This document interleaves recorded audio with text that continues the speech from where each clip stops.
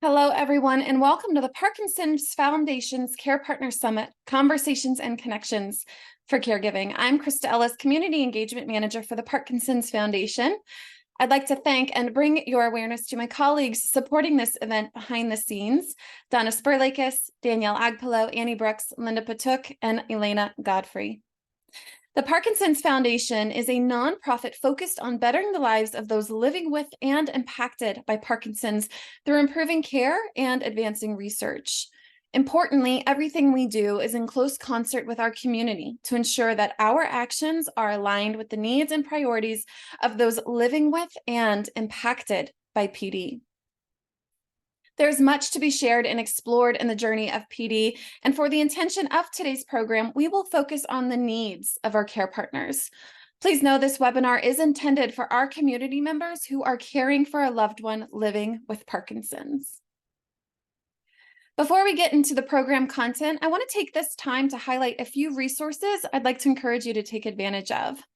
The Parkinson's Foundation provides weekly education and wellness programs virtually through our PD Health at Home series, including Mindfulness Mondays, Wellness Wednesdays, Fitness Fridays, expert briefings, and our Spanish language programming, EP Salud en Casa. Find out more and register for our PD Health at Home events at parkinson.org/pdhealth. Our next Wellness Wednesday on November 15th, we will be hosting a unique program for care partners whose loved one has not yet shared their diagnosis publicly. Parkinson's Anonymous, Keeping Their Secret, is a virtual event that will highlight the challenges many people face when negotiating how and when their loved one will share their diagnosis publicly. Recognizing that the family member's needs may differ from the person with Parkinson's, attendees will hear from peers who have navigated this process and the lessons they've learned. We will highlight ways to find support without crossing the boundaries of your loved one with Parkinson's. Help us spread the word, learn more, and register to attend at parkinson.org/pdhealth. The Parkinson's Foundation has a learning lab with free courses to explore and dive deeper into the subjects of Parkinson's. We offer a care partner program that is a series of self-paced online courses designed with care partners in mind. This course is built for care partners of people living with Parkinson's, including both primary and secondary care partners, from diagnosis through advanced Parkinson's. You can learn more and explore the other courses the Parkinson's Foundation's Learning Lab offers by visiting the link on this slide. All the resources and opportunities I have just highlighted will be shared with you in a post-event email. We'd like to take this moment to thank Kiowa Kirin for their generous support of the Parkinson's Foundation's mission. Thank you, Kiowa Kirin. As a reminder, today's event is being recorded. We will share the recording with you along with the free resources I have mentioned in a post-event email in about a week. Feel free to sit back and enjoy this offering in full presence. You can review the material and take as many notes as you'd like later. I'd like to give a shout out to our watch parties who are joining together in person to view this year's Care Partner Summit. In Charlotte, North Carolina, hello to the group at the Park Church. And in Tampa, Florida, hello to the PD Life group at Glory Days. And the Waverly Health Center in Iowa, welcome. To get comfortable with this format, we are going to start by breaking the ice. Finding that chat box, getting curious with your Zoom dialog box here, find that chat box. And for those of you who are joining from home, please share with us. Do you prefer coffee or tea in the morning? Perhaps for you, it's a smoothie or a glass of water. Let us know in the chat. For our watch parties, let the person sitting next to you, perhaps the one behind you, know what you prefer in the morning. Coffee, tea, smoothie, water, perhaps something else. Here we go. The chat is going wild. Coffee, coffee, coffee, coffee, coffee, tea, water, coffee, tea. Oh, electrolytes, coffee and water, coffee, coffee, coffee, coffee. Beet juice, wonderful. Tea, we're in England. Welcome, the UK. Latte. Jane says she likes a latte. Decaf coffee, tea, water, and a smoothie. No coffee for me. Hello from New Zealand. Hi, Christine. Coffee, sometimes decaf, coffee with cream. Ooh, a cup of chai. Chai tea is so good for this time of year. Coffee, coffee, coffee, coffee, coffee. Ooh, I'm having spiced apple cider now. Coffee from Costa Rica. You grow it? I can't imagine how delicious that coffee is. Coke Zero. Awesome. So we've got some pop for those of you who are in the Midwest, or soda. Coffee with whiskey, Patrice. All right. We need to party together sometime. Jan, lemon, ginger tea, vanilla, and chai tea. So good. So good. Awesome. Well, an abundantly significant amount of us prefer coffee. Some of us enjoy tea, mint tea. Thank you, Robin. Great. So here's another question. If you were at a trivia night, what category would you know the most? What category at trivia night would you know the most?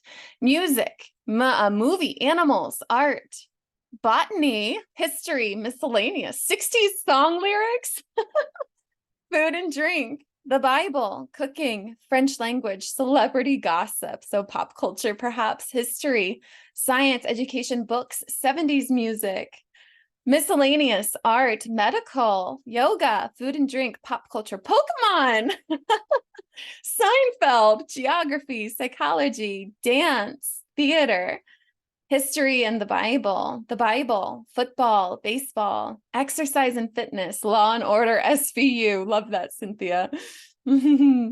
Music, sailing, Tchaikovsky, Pearl Jam, Survivor. Wow. Okay. Thanks, Dr. Ackerman. English football, Friends, luck of the draw for me. I'm with you, Cynthia. The things I know are very random. NCIS, Star Trek, baking bread, Tom Selleck, birds. Beautiful. Thank you so much for sharing. If you're at a watch party, let us know what your friends are saying in person. Okay, here's my favorite one. If you had to sing a karaoke right now, what song would you pick? What song would you sing? What's the song that you're thinking of right now? Tell me in the chat. What song would you sing? I got you, babe. It wouldn't happen. Okay, I'll stand by you. Proud Mary, Smells Like Teen Spirit, Sweet Caroline. Unchained Melody, that was my parents' anniversary, our wedding song. Over the Rainbow, Don't Stop Believing, that is the karaoke song along with Sweet Caroline. So Tired, 8 days a week. Look at us. Lit, I'm in over my head. I Will Survive. Spirit in the Sky. Carolina in the Morning. Maria. Crystal. Oh, everyone's saying so much. It's going so fast. Rock and Robbie. Somebody, You Got a Friend. Shake It Off. Hang On, Sleepy. Cherish. Dancing Queen. That's great. Give Me 3 Steps. Here Comes the Sun. A lot of Beatles in here. More Beatles. My Girl. Can't Help Falling in Love with You. Good. Funny Valentine. Over the Rainbow. Oh, I wish I could cue some of these songs for us to sing now. Sing Hallelujah. All right. Let It Be. That's great. Amazing Grace. Thank you, Dan. Yellow Submarine. All right. Next question. Name and I'm going to use the word less healthy versus unhealthy. Name a less healthy food you find hard to resist. Name a less healthy food you find hard to resist. Chips, donuts, cookies, Cheetos, pizza, ice cream, chocolate, ice cream, pizza, candy bars, pizza, ice cream, salt and vinegar chips. Oh, you spoke to me there. Cheesy fries, pizza, whipped cream. Okay, are we doing like a dollop of whipped cream, or are you getting the can out and like spraying it in your mouth? Carrot cake, chips, barbecue chips, pizza, dark chocolate mallow Mars, potato casserole, ice cream, chocolate flakes, French fries, orange pop, right? Gumdrops, Swedish fish, so good. Ice cream, yeah, we like our ice cream here. Bacon, eclairs, cheesy corn casserole. For me, it's chocolate chip cookies. I can't resist a warm chocolate chip cookie. Gelato, peanut butter pie, chocolate strawberry, gelato. Candy corn. Okay, I'm getting hungry. Black jelly beans. Okay, Rosemary, we're going to need to talk about that one. That's an interesting one. Licorice. Wow. Dark chocolate peanut butter ice cream, cake icing. Yum. Berry crumble.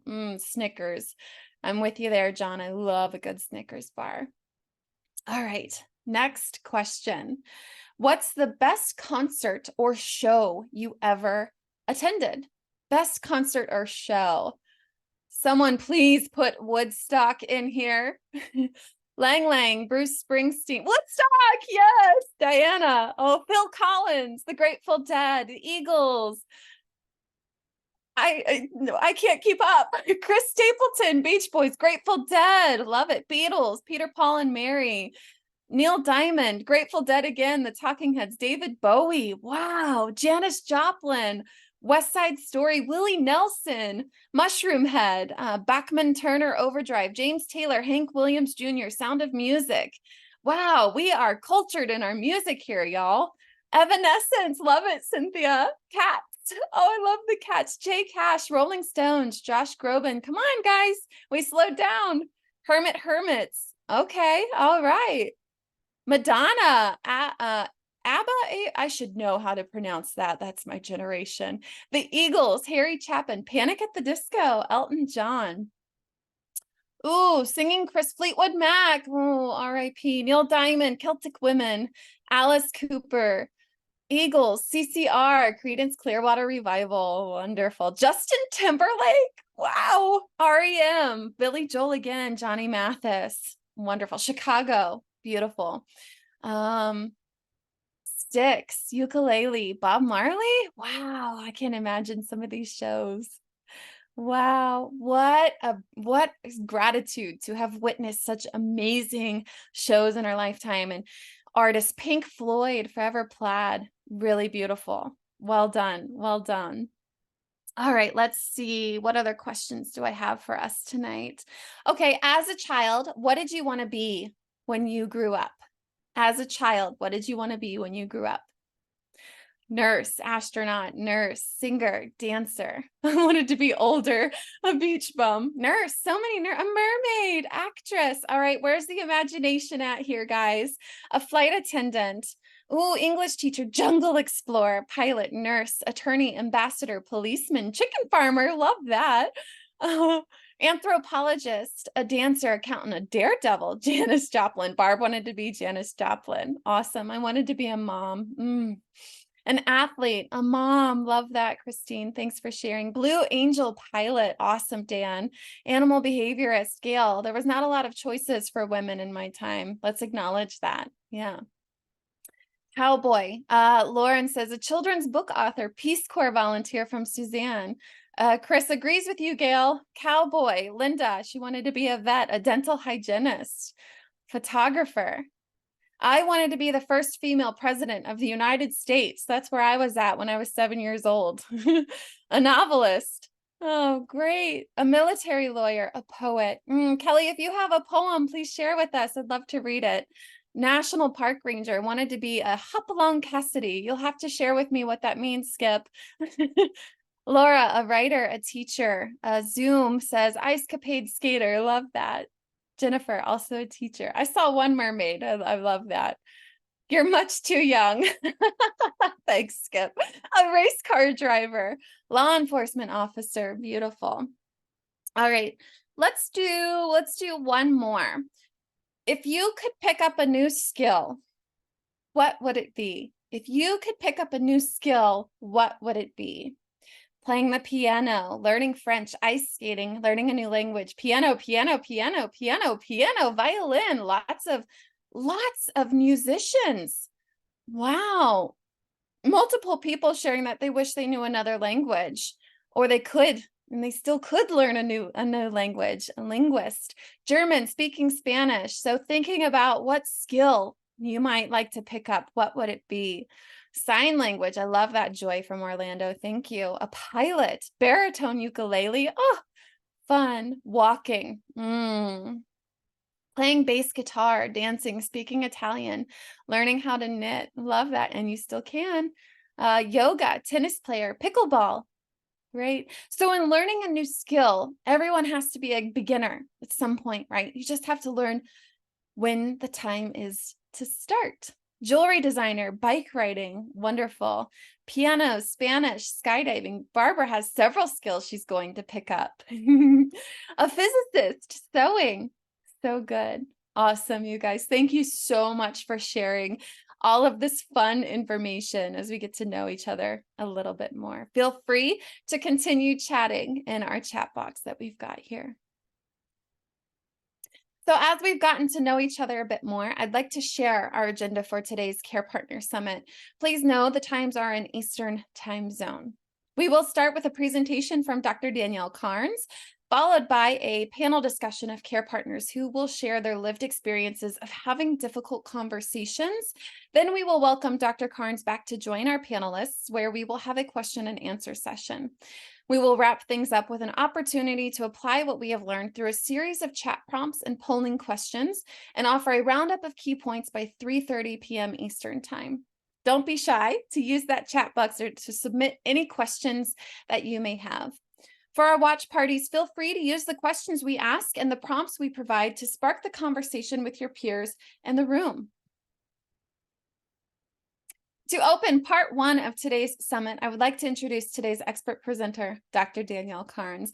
Dr. Carns has been a faculty member at the University of Pittsburgh Medical Center and the University of Pittsburgh School of Medicine since 2021. She currently holds the titles of Assistant Professor at the University of Pittsburgh School of Medicine, Clinical Neuropsychologist in the Department of Neurology, and Director of the Functional Neurological Disorder Program at the university. Prior to joining the University of Pittsburgh, she completed a 2-year fellowship at the University of Miami Miller School of Medicine, residency training at the University of Arkansas for Medical Sciences, and was engaged in clinical and research endeavors at Rush University Medical Center in the Movement Disorder Clinic and Cell and Molecular Biology Department. Her areas of expertise are primarily movement disorders, epilepsy, and functional neurological symptoms. In addition to neuropsychological evaluations and behavioral interventions for neurological populations, she is actively engaged in research and continues to enjoy community engagement activities. Dr. Carns, thank you for joining us today. Thank you so much for that introduction. I'm always so happy to be back and to engage with you all at the Parkinson's Foundation. So I'm going to share my screen so we can get started. All right, so what we're going to be talking about today is loving through challenges, conversations and connections for caregiving. So before I jump into the presentation, I'll kind of orient everyone. I'm going to provide a little bit of background information. Some of this you may know quite well, some you may not. But it's really just to set the stage. So as many of you know, it's estimated that 1 million people in the United States and 10 million globally are currently living with Parkinson's disease. There are roughly 60,000 new cases diagnosed each year. And in this progressive neurodegenerative disorder, we see a loss of dopaminergic cells in the substantia nigra that contributes to a broad range of motor and non-motor symptoms. Now, you may all be very well aware, the focus is most often on motor symptoms. They typically are most salient initially. However, some of the most debilitating symptoms are those non-motor symptoms that include things like depression, apathy, sleep disorders, cognitive impairment, urinary dysfunction, constipation, among other autonomic dysfunction. While there's no cure, there are treatment options to help improve patients' quality of life by managing symptoms. And this includes rehabilitation activities such as physical therapy, occupational therapy, speech therapy, medications, restorative aerobic activities that are neuroprotective and really kind of boost those neurotrophic factors, which we all should do. And then, of course, elective surgeries. While these are common treatment modalities, what is often left out is optimizing the environment where treatment truly begins, and that's in the home. You see, in order for care to truly be tailored to individuals, we depend quite heavily on history gathering, which, as we know, gets more challenging for patients as treatments or as the disease progresses, even in the early stages for some. We rely on history gathering that includes adequate self-monitoring, the ability to collaborate with loved ones who may be noticing things that we might not, and maintaining the social supports who will be there to guide everyone through this process. Another key point that's often left out is the lifestyle change of loved ones who, with this diagnosis, also experience loss, fear as they engage in advanced care plans, identity confusion, and difficulty managing or prioritizing their own needs. This is a large part of caring for an individual with Parkinson's because care partners well-being certainly influences outcomes.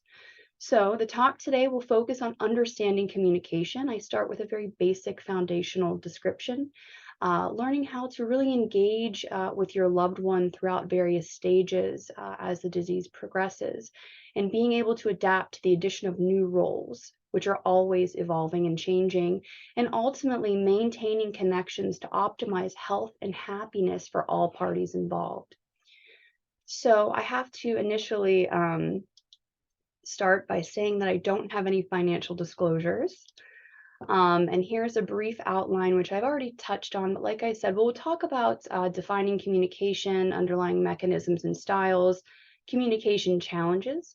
We do need to focus on health literacy so that we can understand what needs to change. So I do go into a little bit of information about that.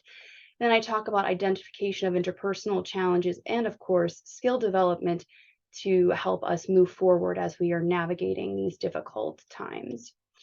So first, I want to present Webster's dictionary definition of communication. And you can see here the exchange of information is described in various ways. So when we're talking about communication, context, personal experiences, and emotions can play a significant role in our interpretation of the same thing. And this is because we've all been placing different meanings on situations, emotions, and thoughts based on the experiences that we've had since we were born. We are biologically programmed to interact with our environments from birth. Newborns actively engage, kind of feeling their way, observing, taking small risks, of course, from the safety of their parental or other caregiver, to really learn how to move through the world.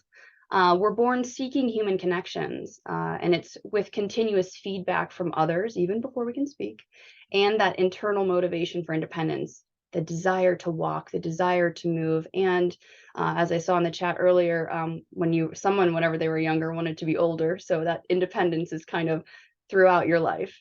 And how we navigate the world is really developed in those critical time periods. So at a very young age, we've learned to attribute a variety of emotions and behaviors to either a positive or negative experience. So it's no surprise that communication is such a important topic when we are dealing with chronic medical conditions. Because we have to coexist and adapt for survival in general. And then when you add the added barriers that we'll be talking about later, it can make that really challenging. Also, when we're encountered with information that does not necessarily align with what we previously knew or learned, we can stumble and have difficulty effectively communicating because we're not sure how to navigate this. It's an experience that isn't exactly like any other.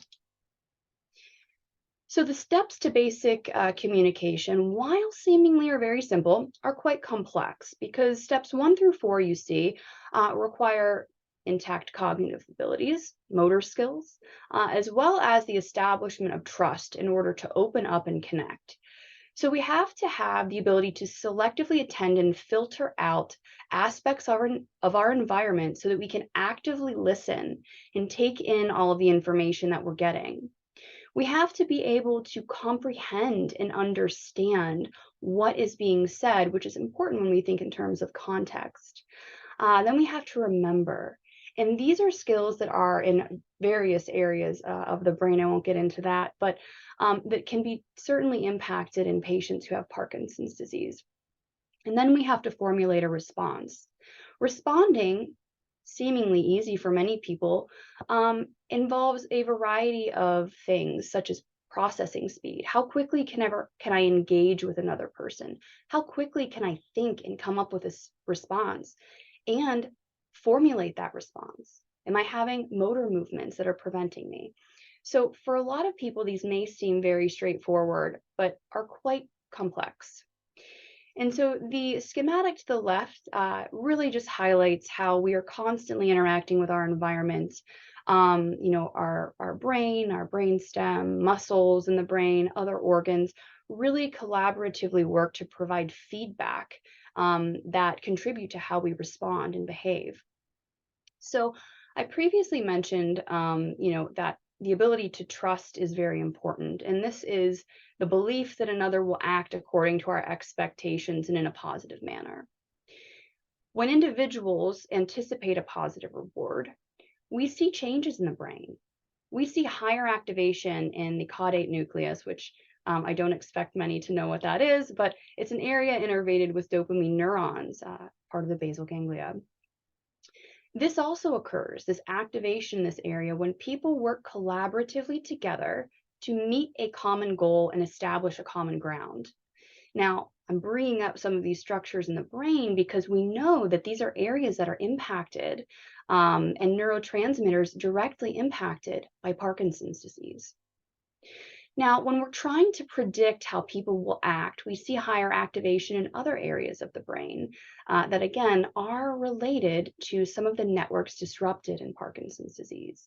We see higher activation in an area called the anterior paracingulate, which is really involved in how we make social inferences. And these are certainly also grounded in the experiences that we've had throughout our life. Finally, when people establish trust, we see a reduction in front part of the brain, the orbitofrontal area, which is most often active whenever we're experiencing uncertainty. How do we problem solve? How do we make sense of what's happening? And so I want to take a moment to present a poll just to get a sense of where everyone stands. So imagine you're in a situation where you must engage with a complete stranger. When you walk up and start the conversation, what is the first thing that you notice?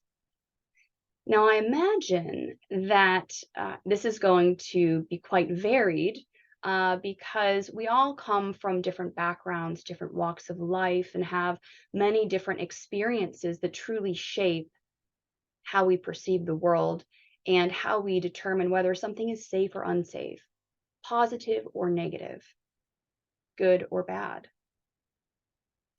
And so let's see what the results are. We'll wait a few moments. All right, so results are in. So tone of voice is 11%, posture or body position 17%, presence of shared experiences or beliefs is the lowest at 2%, and then facial expression 69%. Okay, so I'm going to keep that in mind as we are kind of navigating and going through this presentation, because you know that the symptoms of Parkinson's disease, specifically when we're thinking of changes in facial expression, are quite common. So in talking about effective communication, I want to take a moment and present some literature and neural coupling. So effective communication, as I just mentioned, and from the results of the poll, really is a joint endeavor. We perceive something, we kind of react to that, and then our reaction then elicits a response in another, so on and so forth. So what happens is generally is that speakers will construct grammatical sentences based on thoughts. Those are certainly influenced by past experiences, convert those into motor plans, and then execute those plans to produce some sort of utterance.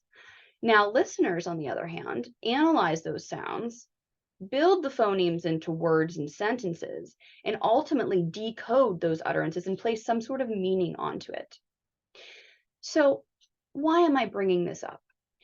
So researchers at Princeton, including Dr. Greg Stevens, whose data I'm sharing here, have studied neural changes in both speakers and listeners engaged in conversation to determine if there's an overlap in activity. Now, many people may think, well, someone's speaking, someone's listening, those are two completely different activities. However, what they found was that for successful conversations, there was significant coupling of neural networks. And coupling meaning significant overlap. So I'm going to draw your attention to the image here. You see these areas in orange are areas of the brain that were overlapping during these particular tasks in two different people. So we see for successful conversations, essentially we start to see the world from another perspective, from another person's eyes. And so our brains kind of start exhibiting activity in the similar areas, even though we may be engaged in different tasks. So another thing that I want to draw your attention to is up here. So the graphs A and B. So the takeaway from this that I want everyone to acknowledge is that as comprehension, so as that foundation that we are both collaboratively working from is solidified, as we exhibit a mutual understanding, the overlap in brain activity increases. So what happens when we're not communicating effectively? Well, you may have guessed, the synchrony dissipates. And things that can contribute to kind of the reduction in synchrony are communication styles. So looking at different types of communication styles, there's passive, meaning I'm going to sacrifice my needs for your benefit. Passive aggressive, which is more along the lines of no one wins, essentially. I'm going to sacrifice my needs, but also implicate yours from being met. Aggressive, which is, I'm not really interested in what you have to say. I'm most interested in getting my needs met. And then there's assertive, where there is a mutual level of respect, and essentially everyone wins to some degree. So you've probably guessed that assertive communication is, in fact, the most effective. And to assertively communicate, we need to consider both verbal and nonverbal communication. So assertive nonverbal communication includes sitting upright, not being tense, and using appropriate but direct eye contact. So of course you don't want to be, staring at someone like that. Everything in moderation, essentially. But you want to be engaged. And when you're speaking, you want to state clearly and calmly facts or descriptions of your personal experience without projecting. And usually this is done with use of I language instead of you language, which is an approach that is known to help reduce defensiveness. So when you use I statements, it really helps to express your personal experience without invalidating another's, which is very critical. So if you are having an argument with someone and you decide to reply and you say, you made me feel this way and I didn't like it, versus I'm really not feeling great about what happened, let's talk about it. So you're essentially saying the same thing, except you are coming at it from your perspective and allowing the other person an opportunity to share their side. So there's that level of mutual respect. This allows individuals to more easily validate another person. Now, there's a common misconception that validating people means that we agree or like what they're doing, and that is absolutely false. So validating just means that we've heard the other person and we can respectfully disagree because we've shared that we both have different perspectives or different experiences that have shaped, our responses. And so again, validation is really important because that too helps to reduce defensive behaviors. And it allows you to respond in a more calm manner in a lot of ways whenever defensiveness is reduced, because emotions are contagious. So what I want to do now is really talk about how we voice concerns. So having challenging discussions requires some finesse and planning. It does not matter how intelligent you are, how verbose you are, how assertive you are. Sometimes you need to take time to really plan when there are challenging topics to discuss. And so I've provided some items here. So tips for assertive communication, and then tips on how to engage in reflections. So I'm going to start by talking about reflections, which are pictured in colorful boxes to the right of the screen. And reflections are really a wonderful tool that can increase one's active listening skills, which when we think of basic communication, being attentive and actively engaged is what we're trying to do. So this helps with that. So during difficult conversations, again, this is key. You're hearing your loved one out and you're able to approach topics from a place of mutual respect that reduces the possibility of misinterpretation. So basically with reflections, you are actively listening And then you are restating and phrasing the information that was just presented to you back to the speaker to get a confirmation of the meaning placed behind it. This is really great because sometimes, it can buy time to ensure we are understanding what our loved one is saying, especially those who are struggling to quickly provide a response. Difficulty finding particular words or having difficulty just producing and moving their mouth to get the words out. It can also give anyone involved in a conversation a moment to gather their thoughts and really solidifies what was just said. It can give people a chance to kind of reframe what was said too, to again produce a foundation that is mutually respectful. This can be really helpful too when a loved one has cognitive impairment. Restating things kind of really helps to solidify what was said so that people can stay actively engaged. And again, it slows down the conversation. So, some challenges with reflections, if there, are significant psychiatric symptoms, we may have to modify our approach a little bit.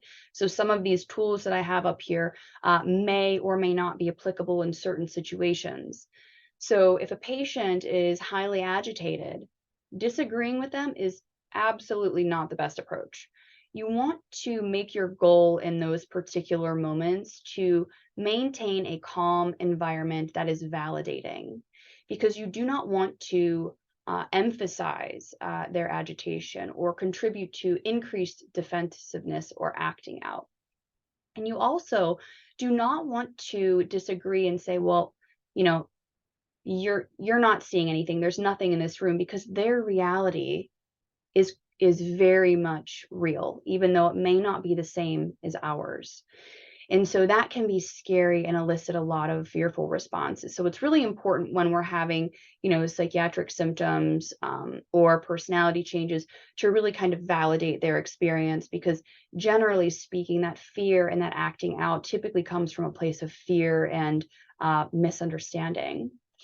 Now, in the case of major neurocognitive impairment, so this is someone who is perceived as what most people call suffering from dementia. It's very helpful to have additional support present when having these conversations. This allows care partners to feel supportive and supported, and also can allow, feedback. What do you think? I'm not really sure. I can't make this collaborative decision with my loved one, so I need other people to kind of come in and validate my thoughts so that I feel comfortable. Because again, we are navigating new roles and transitions that are really important. Now, supports are really important in this regard, because having professional supports, friends, or family members is very beneficial. However, I like to acknowledge that family dynamics can be challenging sometimes, especially when there are power differentials. And it's important to acknowledge that if that's present, and you are feeling invalidated or helpless at times, that there are skills to kind of utilize to help bring your sense of self-validation and your ability to feel confident in your perspective or stance that you're taking for your loved one. It can also help with coming from a place of mutual respect when each party learns how to validate one another, even if there are disagreements. So now I want to talk about some of the communication challenges that we see in Parkinson's disease. Again, this is just from a health literacy perspective to just give some more information as we're talking about things that we may encounter, things that we are encountering, or how to navigate barriers in the face of these challenges. So communication challenges affect up to 90% of patients with Parkinson's disease, and there's really no particular timeline when this may happen. It could start early or late in the disease process, and symptoms are quite complex. The individuals have motor changes, those non-motor changes, such as cognitive changes, things that I mentioned before, difficulty regulating behaviors and emotions. And often when individuals are diagnosed, there's already some change cognitively in place. So roughly 1/3 of patients at the time of diagnosis can be characterized as having mild cognitive impairment. Now, from a neuropsychological perspective, this is by definition, one or more domains of cognitive functioning that are below expectancy, meaning impaired, with intact activities of daily living. So from a neuropsychological perspective, that means quite a bit. But for those of you on this call or during this presentation, this really just means that they're able to engage day to day, but may need increasingly more assistance as you're going. And there may be some additional strategies that you may have to have in place to offset some of the changes that accompany these cognitive impairments, such as slowed processing speed, difficulty retrieving words, having that phenomenon we call tip of the tongue, which is, okay, I know what I'm saying, I can describe it, but I can't pull the word out. Difficulty with inattentiveness, being easily distracted. And then, of course, reduced executive functioning, which is really challenging because the executive abilities are what allow us to plan, organize, problem solve, and regulate emotions. So these changes, as I mentioned, are the result of reduction in dopaminergic connections. And it's involved in movement, cognition, like I mentioned, these networks like learning, memory and attention, reward and motivation, behavior and sleep. So it's really important to note low levels of dopamine can lead to symptoms, leaving individuals unmotivated, sad, difficulties with memory and focus, and poor sleep, as I mentioned. And these are all symptoms we see in patients with Parkinson's disease. Of course, not everyone experiences these symptoms, but these are common ones to bring up. So on neuropsychological testing, given this is my area, we often see patterns reflecting frontostriatal dysfunction. All that means is there are dysregulated connections between the basal ganglia and the front part of the brain, the frontal cortex. The front part of the brain is also really important for production of speech, motor movements, in addition to all of the cognitive things that I had mentioned, such as planning, organization, behavioral regulation. So in these patients, we see networks disrupted that, of course, contribute to dysfunctional motor movements, contributing to dysarthria or speech that is slurred or with poor articulation, reduced volume of speech, kind of speaking without inflections. There's also reduced facial expression, stooped posture, difficulty picking up on social cues. So someone who might have been the absolute best at reading a room now is struggling. That's another thing you have to adapt to. And some of these symptoms can really, really contribute to misunderstanding, another person's perspective. We may think that our loved one who is typically jovial, upbeat, always smiling, who now is incapable of showing those inflections in facial expression or with the voice, may be perceived as having a lack of interest in what's being said or perhaps being depressed. So from a cognitive perspective, these individuals cannot think as quickly, respond as quickly, and cannot quickly plan or initiate responses. Often, some of the more challenging things, such as difficulty with sentence processing and structure, use of grammar, and understanding what people say, those things are typically much later when individuals have reached the threshold of meeting criteria for a major neurocognitive disorder, which is when there is essentially more atrophy in various areas of the brain that are contributing to not only the symptoms that we've mentioned and a worsening of those, but also a reduction in independence. So difficulty with bathing, dressing, inability to handle financial matters or make decisions. So all of this we have to adapt to as care partners. And it can be really challenging, especially when we're faced with navigating the healthcare system. As someone involved in the healthcare system daily, it is very challenging. It's challenging to find resources for people across the world, across the country. It's really hard getting appropriate services and managing how we feel about delays in treatment because of the substantial wait lists.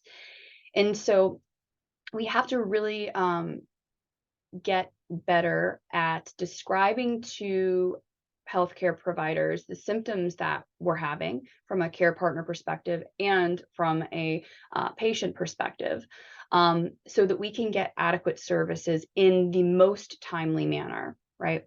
And I say that because we need to be good at self-monitoring and bringing up and advocating about various symptoms, because about 55% of people with Parkinson's disease report providers are not perceptive in some symptoms, such as mental health concerns.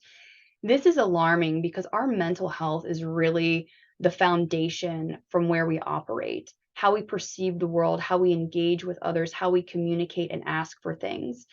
And that is extremely concerning. So it's important to highlight that. So when we're at the provider's office, say, I have concerns about this, that, or the other. My loved one is presenting as more withdrawn, is kind of isolating more. I'm not really sure what we can do to manage this. And often there are modifiable treatments that we can utilize to help improve functioning for those particular symptoms. Additionally, being able to self-monitor and advocate for our patients or loved ones really is founded in health literacy too, which is why I've gone into some detail about, changes that occur, some structural and functional changes of the brain, because it is really important to know what is happening. So one, we can ask about treatment options and ask about, okay, what can I do about this symptom? I've heard about this. This is something that happens. But also how to communicate these unique needs and ask for help from the providers. Health literacy is directly related to outcomes, and in the schematic on the left-hand side, which is a figure taken from Zeman and colleagues' article on healthcare access, there are so many person-level and system-level barriers, but communication is a barrier on both sides. So this is something we can all improve on that can help improve outcomes. Now, while the communication needs and changes the patient is experiencing needs to be voiced, it is really important to effectively communicate our needs and to reduce misperceptions carried by patients and care partners so that they can collaboratively develop care plans for within the home, outside of the home, as well as a level of comfort with certain levels of care, such as advanced care planning. So how do adults share their values, belief systems, preferences, and goals, and other things regarding medical care? Are they comfortable in talking about this? And as a care partner, are we comfortable bringing it up? There are a lot of emotions tied to progression of various disease processes, and it is uncomfortable. And so really establishing a common ground and a need to bring these things up is really important. That way everyone can be involved as much as possible. So this next part is going to describe how to increase connections and improve quality of life. So we need to figure out, since we know the barriers and some challenges that both we face and as humans, as well as patients who have Parkinson's with regard to communication, we need to figure out how to address these needs for everyone to improve optimal functioning within the household. So I want to take a moment for a poll. So since you or your partner's diagnosis, what has been the most challenging? Is it expressing your personal needs, role confusion? So how do I navigate all of these new things I have to do? Managing your emotions or the grieving process, feeling intimately connected to your partner. I went from being an intimate partner and a couple to a care partner where I'm making most of the decisions. How do I navigate that?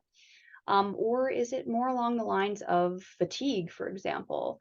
And fatigue could be emotional, cognitive, or physical.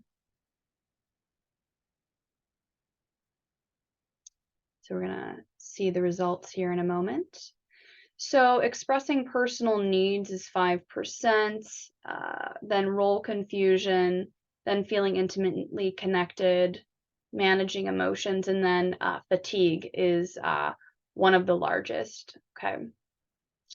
So, as we are looking to the human experience in general, we're going to keep that in mind. So, fatigue, kind of across the board, is one of the most common challenges. So, there's always a journey that we go through, goals we set and plans we make, and for some people, this may be kind of a combination of educational endeavors, career development, personal development, or building a family.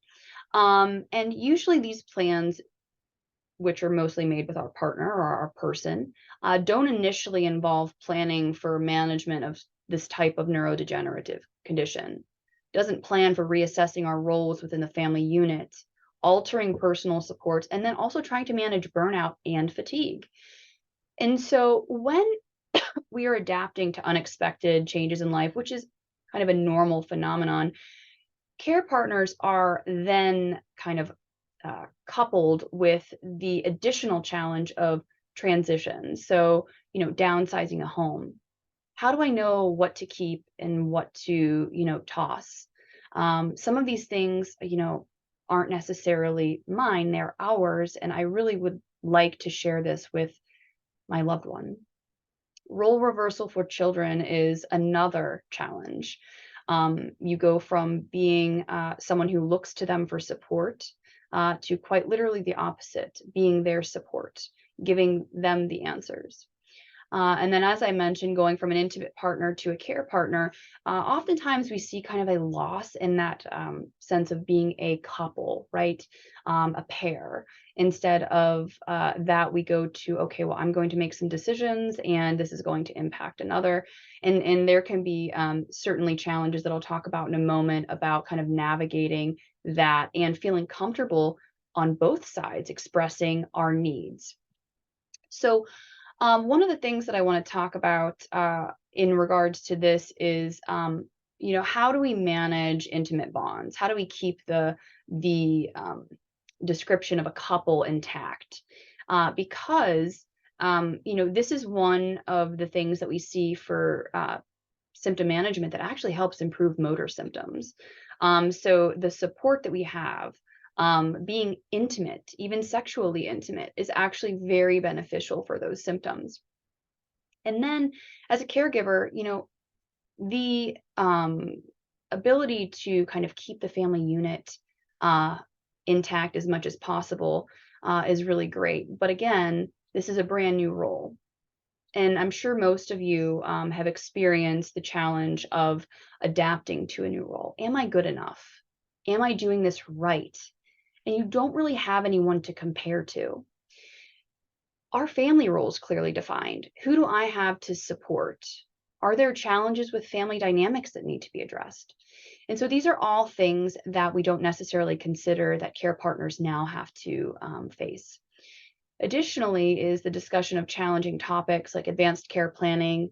How do we tell a loved one that they can't drive? How do we tell someone they can't be home alone? How do we tell someone that they can't make this type of decision for whatever it might be? Because there's also a sense of grief and guilt in doing that for many people. And then, of course, managing challenging emotions, which is really a key proponent in a lot of this. So, being able to adapt and discuss challenging topics is really only as effective as how effective we are in managing our emotions. Because if our emotions are kind of driving the bus, so to speak, our ability to logically and rationally describe a problem and work through it is really diminished. And so being able to manage these emotions will be able to, you'll be able to respond in a calm, courteous, clear, and concise manner, which are the components of assertive communication that I talked about before.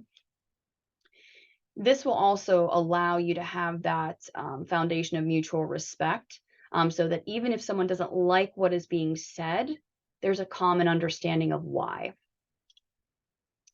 So managing challenging emotions, grief being a large part of this, because throughout the process, there is going to be grief and loss, stress tied to transitions. And so it's really important to communicate and manage those particular things. If we have a primary emotion that we're suppressing and not expressing, such as sadness or anger, oftentimes we can react in a way that is not aligned with our values and beliefs, could possibly become reactive, and then react in a way that leads to shame and guilt later on, which can then increase suffering. Why did I do that? I know better. And so to reduce this, I always tell folks it's really important to identify emotions, feel them, validate them, and accept them. So to really kind of bring your attention to some things that are helpful in managing emotions, it is imperative that we don't wait until emotions are unmanageable to manage them. At the outset of a diagnosis, it's very important to set the stage. Okay, this is something that I've not dealt with before. I need professional supports, personal supports, and I need to make sure that I'm taking care of myself. Many care partners are also having changes with regard to aging. We don't have the stamina that we used to. We aren't able to think as quickly, yet we have to think faster and more than we ever have. And so how do we manage that? So we want to make sure that we're eating enough, we are sleeping enough, and we are taking time for ourselves. Now, fatigue, as everyone mentioned earlier, is a massive, massive symptom of that overlaps, cognitive changes, emotional changes, depression and anxiety, fatigue and low energy. Even if it's subclinical and you may not meet criteria for that, it is rooted across the board. And then, not to mention, as your loved one's physical ailments may progress, there is more of a physical challenge in quite literally physically helping them move. And so there's that physical fatigue. So you get it from kind of all areas. So how do we make this as manageable? And again, it is start taking care of your needs now. Set up a time to meet with a therapist. There are massive wait lists. So my advice is to always, at the outset of a diagnosis, get on a wait list. It may take a month, it may take 3 months, 4 months. In any case, you know that you will have that resource available in time, and it will be before something happens, a crisis happens, or you're overwhelmed and unable to adequately care for yourself or your loved one. Another thing that's really helpful is finding activities that you can do together as well as separately with your loved one. And one of the things that I always recommend, which is in the upper corner here, being mindful or mindful, is mindfulness. So stressful life events or other triggers in everyday life, which are inevitable, give rise to kind of these well-rehearsed negative thinking patterns, such as depressive rumination, worry, self-criticism, and these things can contribute to elevated fatigue. Mindfulness processes are viewed as absolute key mechanisms that contribute to kind of breaking that particular cycle of those negative thinking patterns. And so I included some information from Marsha Linehan's DBT manual, and I find this really helpful. So mindfulness and emotion regulation. So she identifies the what and how skills to identify what you do to cope and then how it's done. And so the what skills are to observe, just quite literally observe what's happening around you. Don't put any stock in it, just acknowledge. Then once you have a full understanding of all the things involved, then putting a label on it. What's happening? What's this experience? And then get involved. So that kind of 3-step process.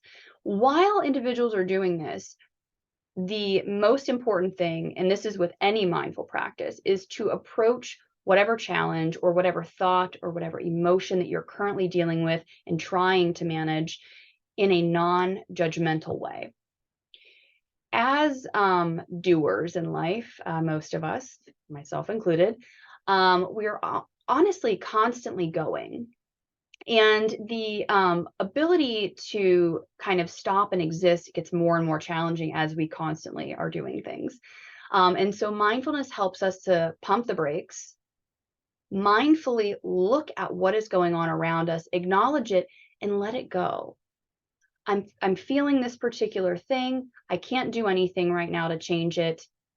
I'm going to let it go and engage my supports, or just take a breath, or a moment so that later on, if this is something that has persisted, I can problem solve.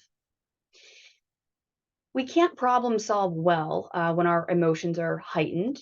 So the emotion regulation skills that I have here are really important. So reality check, meaning what are the facts?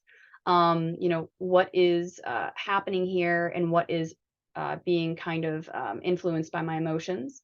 Then there is the piece where it's accepting of your emotions. And remember, acceptance and validation do not mean that you like what's happening. Does not. You can absolutely hate it, but it's happening. So the acceptance piece allows us to say, okay, this particular thing that I'm dealing with right now is happening in this moment, and it's temporary, because once you acknowledge that, that feeling, which may return again because we always have emotions, but it's only temporary in that moment until you problem solve and then move through your day and manage something else, right?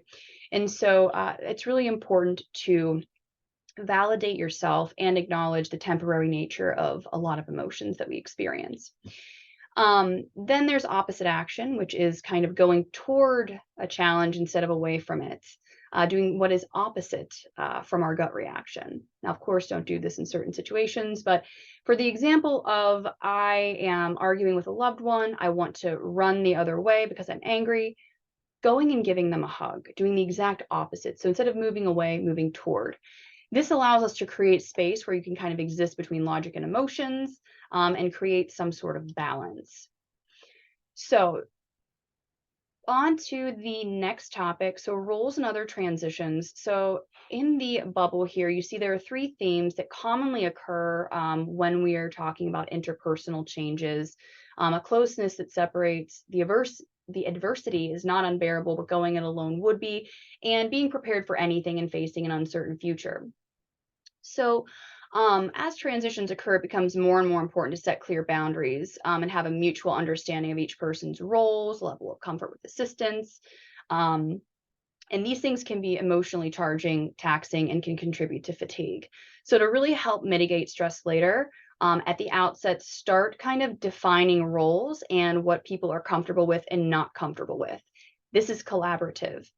And in an effort to maintain the role of being a couple, you want to continue to engage in couple activities with appropriate modifications. So, for example, if your loved one has difficulty walking at this point and they're a golfer, take them out to the course and let them critique your game, right? And then the other thing that I want to bring up that I had mentioned previously is maintaining intimate connections. This is important because it's been shown to help with symptom management. And because the changes, the physical, emotional, behavioral changes are multifaceted, you'll have to find ways to explore sexual intimacy and redefine things that work both for, care partners and patients with Parkinson's disease.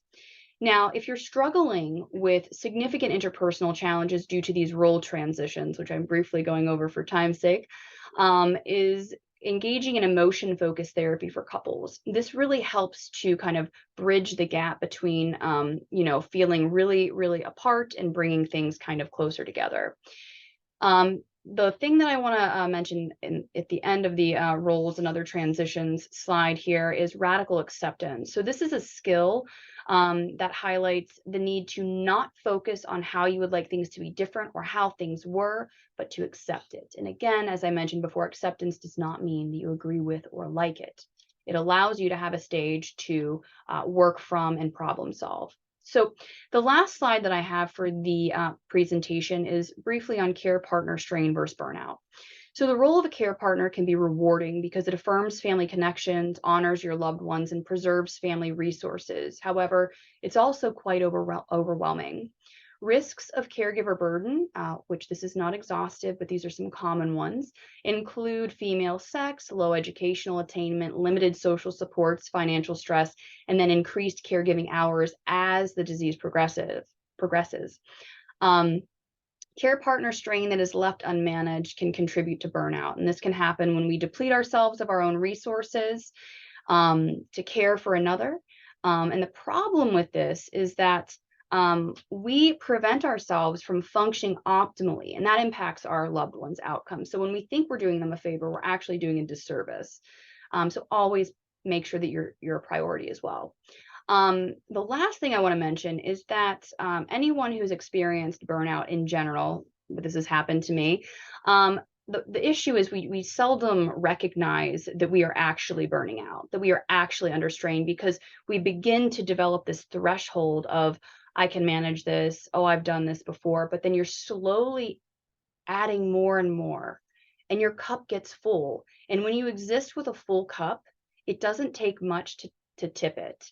And so that goes back to the tips and tricks that I mentioned before. Really setting a care plan, not just for your loved one, but also for you, is an absolute integral component of maintaining relationships, optimizing care for your loved one, and allowing yourself to feel supported.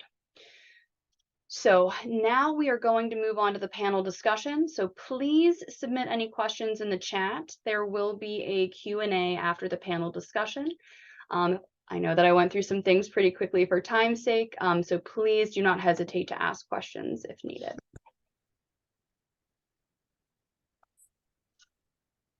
Thank you so much, Dr. Carns, and welcoming our panelists, Jeff Levy, Quinae Ewing, and Marlene Perdan, who will be sharing their lived experiences of difficult conversations. So I would love to kind of do a round robin. If you would introduce yourselves and share just a little teaser of your life and how it's been impacted by Parkinson's. And Jeff, I'll start with you. Hi, my name is Jeff Levy, and my wife Lynn and I live in Albuquerque, New Mexico. And in fact, we moved here in part following her Parkinson's diagnosis, because it's just a lot easier place to live than it was. We were on the coast in South Carolina. Lynn was diagnosed 4 years ago, and that puts me in a different position from both Marlene and Quinae, who are dealing with somebody who's been diagnosed for substantially longer.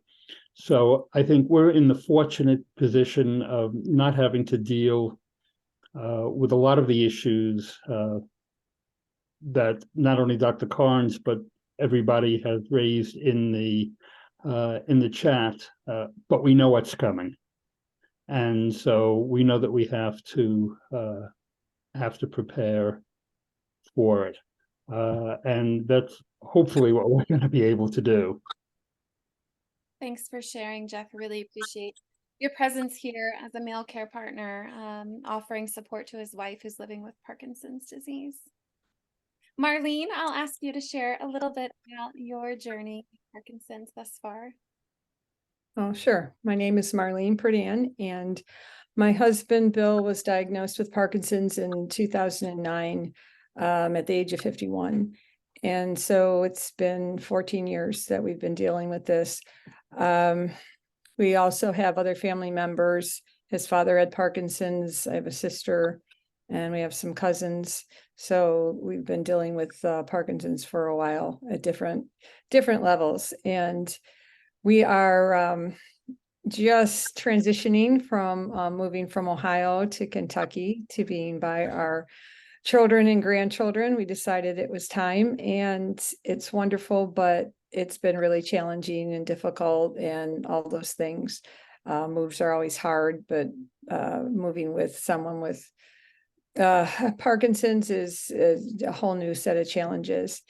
And we really noticed the last year and a half, 2 years, that the symptoms have progressed more than I think other times, or maybe we're just noticing it more, not able to handle it as well.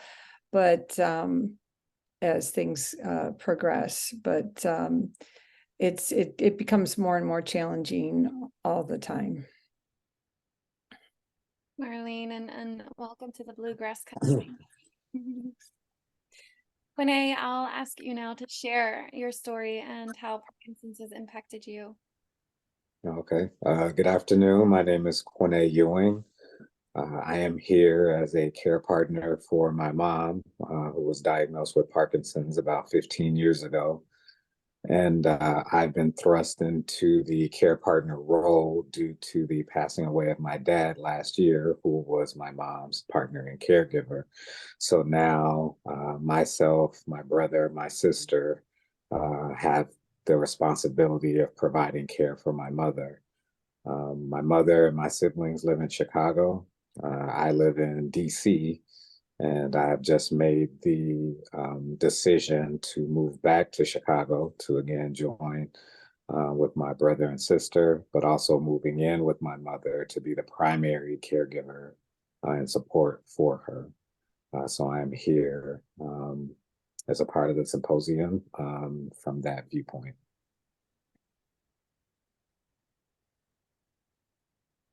Applauding your mother for the man that she raised. Thank you. And Quinae, since we have you off mic and it's just so fresh right here in my mind of a question to come to that Dr. Carns alluded to about family dynamics and perhaps boundaries setting and how challenging that can just be in general. I think when we spoke initially, you said managing a committee is no small feat, right? How have you managed to handle the dynamics when there are multiple people involved, who love your mother and want to have their hand in supporting her? How have you managed those dynamics? So I think for us as a family unit, we were dealing with, again, the grief and my mom's grief with my dad passing away, and then trying to provide support for my mom where we didn't really have insight and perspective into what her needs and challenges were because we didn't live with her. And my dad was such a good, care partner that we weren't made, known what was going on inside of the home. So after he passed away, we wanted to take a period of time. We decided, I wouldn't move back initially because we didn't want to become more of a crutch to my mom and make it so that she is just so heavily reliant on everyone when she might be more independent than we know. So we wanted to allow about a year's time to be able to see how could she provide for herself? What are her challenges? What were the things that she would need support with my siblings being there geographically close, they handled more of the things like groceries and medications, getting her to and from her doctor's appointments, anything that needed to be done around the house. And me being far away, I was able to take care of all of the financial things, the things that I can get on a computer and do, or get on a phone and do. And so we were able to stay out of each other's way, per se, by having dedicated responsibilities as it related to my mom. Now, with me moving back, I will be in the home and I'll be able to be the first point of contact to be able to provide all of those levels of care for her. And then my siblings will be there more in a backup role for situations where I have to travel for work or I need to take a break because I've been the person there, dealing with providing that level of support and care on a day-to-day basis. Thanks for sharing, Quinae. And Mhm. curious if you could touch on how you had those conversations with your siblings. What did they look like when you saw it was really needed? We needed to delegate roles as they're starting to shift when you return to mom's home. Yeah, so I think we all have different personalities. I am the oldest, so we have a different type of dynamic between us, and we're all very close in age. So between myself and my youngest brother, they're about 5 years difference. So there are four of us in 5 years. We all love, our mother, and we all want the best for her. We all think that there are different ways to do things or to go about showing that love, care, and support. So for us as siblings, because we have really good relationships with each other, we're able to sit down, air our frustrations, our concerns. So we're able to keep everyone in the loop. So we've started to do things such as, when I take her to the doctor, anyone takes her to the doctor, we record everything. So that way it's not us regurgitating what we took from it or what we remember from it, but it's actually what was said. So that way it doesn't have any color or anything based on our perspectives. Also, as siblings, we're able to come together to talk without my mom being present. And again, we just share everything that we can about what's going on with her and what we think is best. So far, again, it's pretty new. It's been just about a year, and we haven't had any issues where there's been so much discord between us that we are not able to function and work together as a team. And I'm keeping my fingers crossed that we won't ever get to that point. But for right now, it's been okay dealing with them.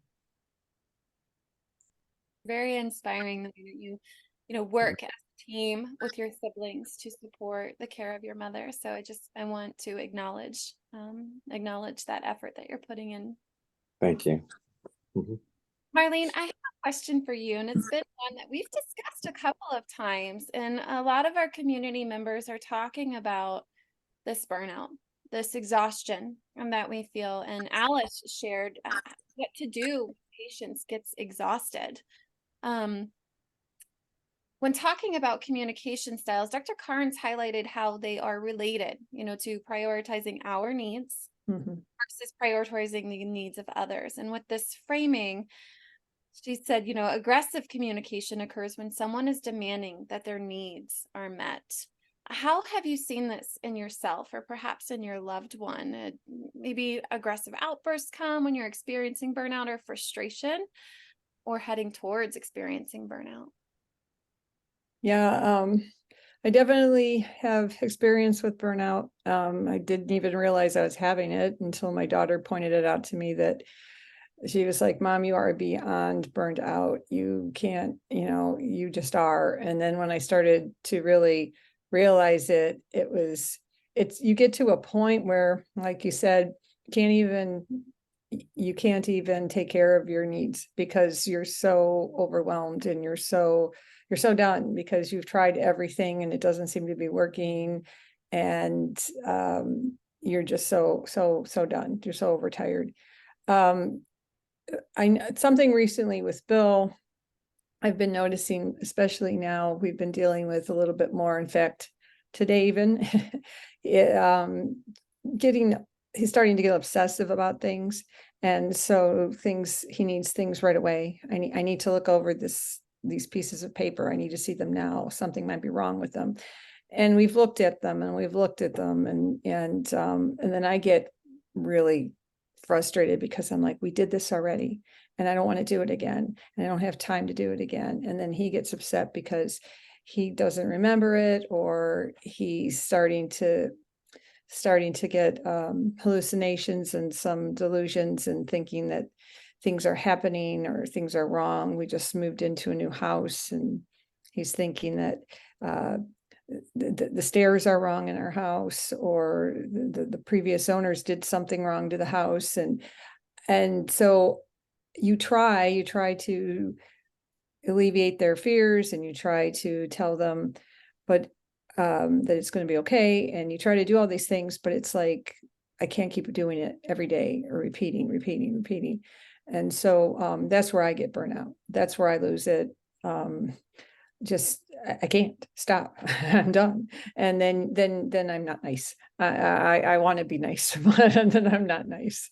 And then you just feel like the whole thing disintegrates. And so that's where I'm at, and when you're tired and you're so overworked, it's hard to crawl back up to get to a place where you can start being, manageable and say, okay, this is, not working. And how can I be more balanced? How can I be understanding and kind, but yet knowing that I cannot spend my day revisiting all these different things, and so I think that's really a hard part for me, because you start in the morning, I'm sure like many of you, it starts with the pills, and then it starts with the I can't find my phone, and then I don't know what day it is, and I don't know where we're going, and then I need you to show me those financial papers again, and then by the time noon comes, you're done, you know. So I think when you can get, for me, and this has been hard right now because we're in transition, but when I can get other people to take over, which is even my favorite, take Bill out to lunch, it gives me a huge break, and it makes a huge difference. So when I'm getting more regular breaks like that, that seems to be one of the biggest things. And it doesn't even have to be long breaks, just somebody else being with him, taking him out to lunch, giving me some time to breathe. When that's happening more often, I'm much better at handling things. So that is, that's where I'm at. But right now in transition, it's been harder to get that. So taking those breaks are few and far between when you have literally uprooted your routines, your country clubs, your how you cook dinner because the kitchen is different, and yeah. Support groups, and where you're sleeping, and where the dishes go, and you guys have uprooted your lives. And so in that time of finding that settling, it'll be much harder. So thank you for sharing little snippets of breaks that have been so beneficial to you. Yeah, I think if we can get back to a routine, that will be much better, like you said, and knowing when we're in the same place, you know, all the time, same bedroom, same, like you said, putting things away. But when we can get back to a routine with regular exercise and those things, I know things will get better. But that seems to be the best, you know, regular routine, getting him things he needs, and then getting my time for me. Yeah, that's routine, right? Blocking that time for me. Yeah. Thank you, Marlene. Welcome. I'd like to turn to you now, and perhaps, Marlene, you might be able to offer some insight here too. One of our guests, Avril, shares that her husband is in early stages of Parkinson's, and he still drives. So we're wondering, Jeff, does Lynn still drive? Lynn has never really enjoyed driving, so so realistically, that fortunately has never been a problem for us, and a lack of feeling of independence hasn't been a problem that we've had to deal with. She doesn't see it as being part of her identity, which I guess is the main thing. One thing I'd like to comment on, though, it was interesting watching the chat, the comments in the chat scan by as Dr. Carns's presentation went on. And I have to say that was an absolutely superb presentation, and probably needs to be watched at least once, if not twice more. But what strikes you is how different, you know, just like all the experts say that each case of Parkinson's is unique. Well, so is each case of relationships with between caregivers, care partners, and people with Parkinson's. Depends on what the marital or other relationship has been over many years, the identities that each of the people have, their strengths and weaknesses, how the disease progresses. And I guess what I'm taking from everything that we've seen are, in a sense, hints and guides as to what we can use, but there is no template that we all fit into. Mm-hmm. It's going to be different for everybody. Second thing is, I suppose, how many people, and it's not really surprising, but how many people are managing or trying to manage care partnering with somebody with Parkinson's without family, without friends networks nearby. And that has just got to make it so much worse, because the support systems just aren't there.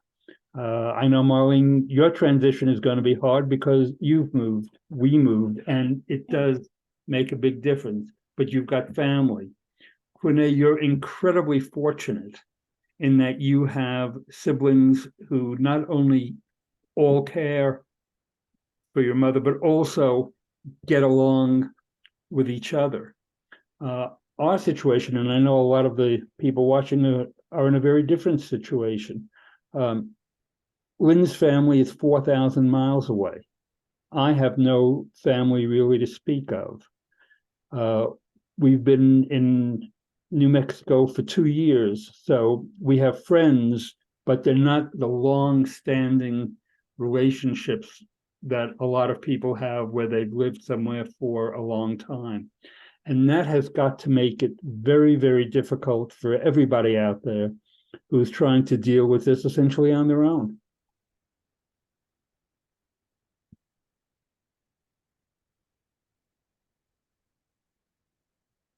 Words of compassion and understanding. And it is really, I'll say, beautiful to see the diversity of what and how Parkinson's impacts us across the globe, right? And so thinking about how we have conversations that are hard.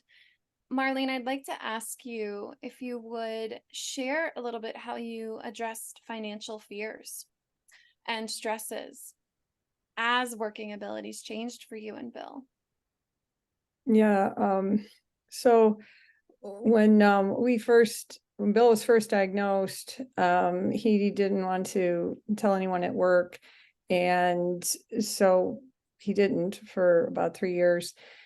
It was really hard to go through all that. And it was scary because I had made a decision to leave my full-time job and start a small business. And so I was relying on him for insurance and all those types of things. He had been the main breadwinner worker for a long time. I worked, but we were dependent on his salary. And so it was really hard. And then we were really afraid to do anything. So we put our heads in the sand for a while. But when we finally looked at our financials and said, okay, let's put them all out there and let's really look at them and see, what would it be like if Bill had to stop working tomorrow or next year, or if he could work 3 more years, and what money do we have, and all those things, what helps can we get, or whatever. And then when we looked at those pictures, it was less scary, and we were able to, make some better decisions. Because before we were so scared to look at it, we wouldn't look at it, and then we wouldn't make any decisions.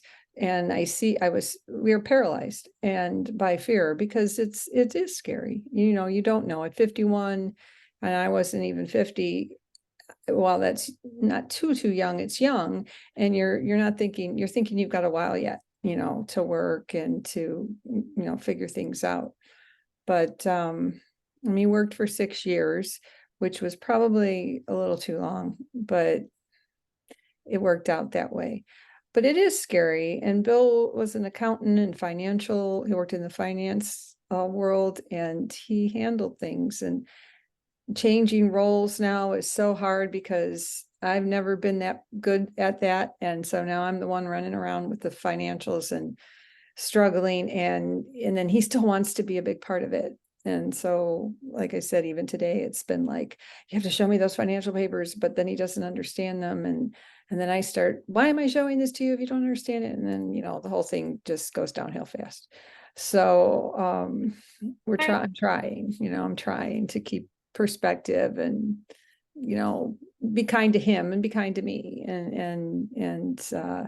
But you get thrust into a role that you didn't want, or, you didn't really necessarily good at, and then you have to figure out how to do it and work with the other person as well. So Marlene, would you share kind of just a little bit of that uncertainty, right? Bill was changing his role. It was time. He needed to step away from his career. And what happened when you guys had that conversation? About him staying home from work, you mean?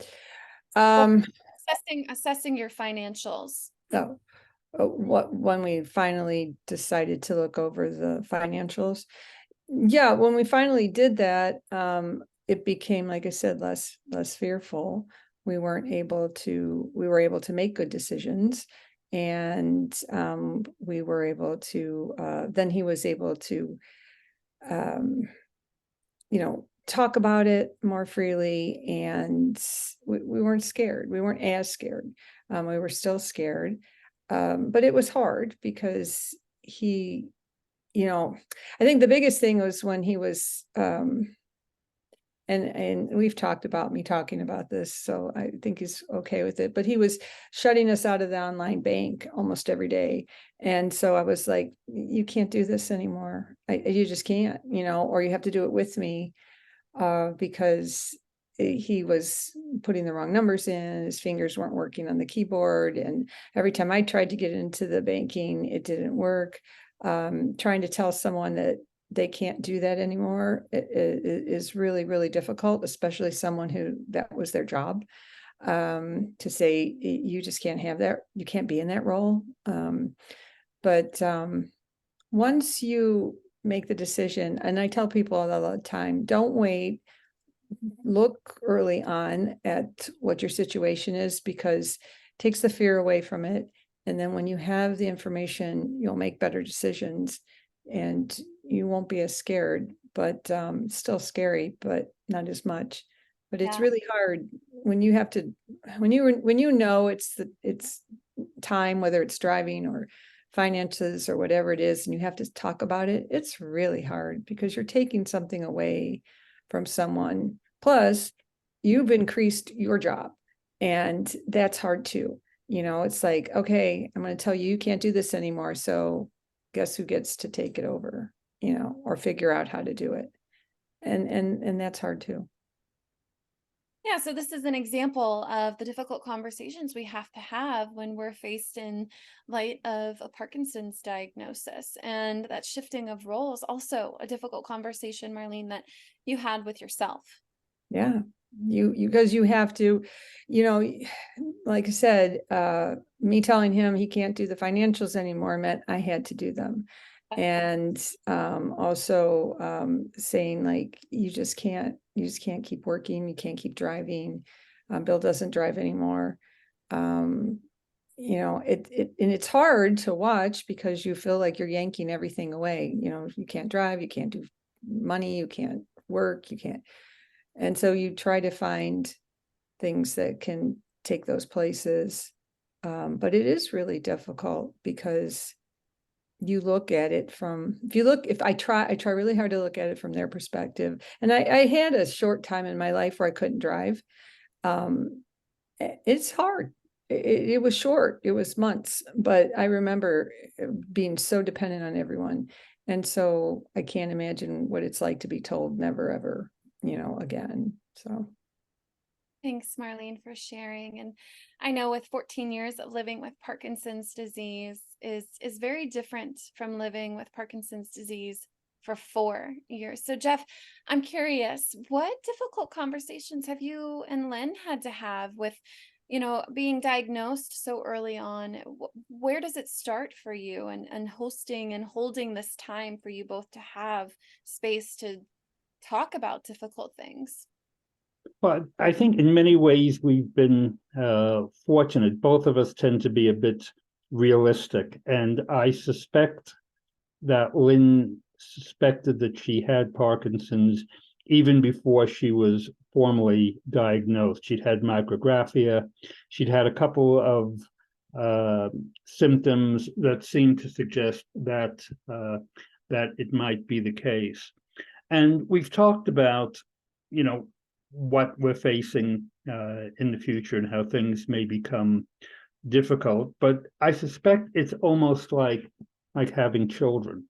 Until you actually do it, you don't really know what it's going to entail.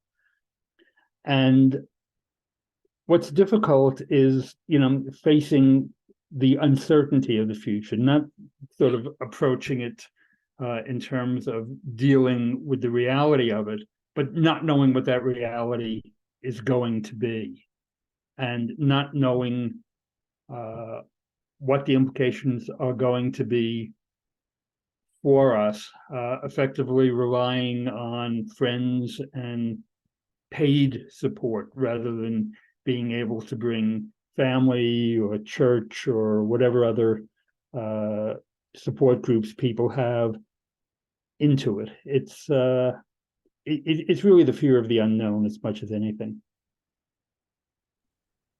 Thank you for naming that, Jeff. And for so many in my 8 years of working in the Parkinson's community, the uncertainty is what drives so much of the fear that we live with, of not knowing how our Parkinson's will progress, how our loved ones' Parkinson's will progress, how the dreams that I had for my life might change down the road. So thank you for normalizing that the uncertainty can shake your bones. You really can. Yeah. Quinae, I have a question for you before we welcome Dr. Carns back. And thinking about, because we are joining here remotely around the country, just curious if you have any suggestions on caring for a loved one remotely. One of our listeners says, my family that lives close to her has stepped up in providing care, unlike Quinae's situation, but it's really taking a struggle on me. So how do I care for my mom afar? So that was always, one of my biggest struggles, being, a son, loving my mom, grieving my dad. Am I doing the right thing by not feeling like didn't do everything, which would have been a knee-jerk reaction to moving back home, because I moved right after my dad passed away. So I did have an opportunity where I could have just changed the plan and diverted the plan to move home. I felt that for me, allowing her to find and exert her independence was in a way helping her, right? So that she could see that there are things that she is quite capable of doing, and that her Parkinson's disease hasn't gotten to the point where she, needs to be so heavily reliant on everyone else. We have regular check-ins, at least once a week, that are on a calendar. So no matter where I am in the world doing work, I know that on this day at this time we connect. She uses, or doctors use, the My Chart system. So all of, my siblings, myself, we can go in and see when the next appointment is. We can go in and see what the doctor's notes are, what the new prescriptions are. I've made it a point to, go home during this 1 year period at least once a month and stay for a few days so that I could be able to give my siblings a break. That also gives me insight into what they are experiencing and what I'm not able to see when I'm away. It also helps to give me more compassion when I hear them, talking about their experiences, voicing their frustrations. And now I can put myself into their shoes and understand how that could be. But just from afar, again, I handle all of the finances. My mom doesn't, handle any of them. We just basically give her a card with a set amount on it that she can't overdraw, and she can spend it as she needs. And if she gets to the point where there's no money on it, she'll call me to get more money put on it. So we've kind of eliminated that from her experience. But I know that because of that, I always have that connection, because if anything goes wrong, we all have to come together to figure out how to address it from a financial standpoint. And I'm the person that's going to end up paying for that. And as a result, as Marlene was mentioning about, her situation and coming to grips with their finances, we understand what our finances are, because there's only one person. My dad isn't there. My mom doesn't work. She's on a fixed income. So we know exactly what that's going to be, exactly when it's going to hit. I think the other challenge for us was being younger, being children.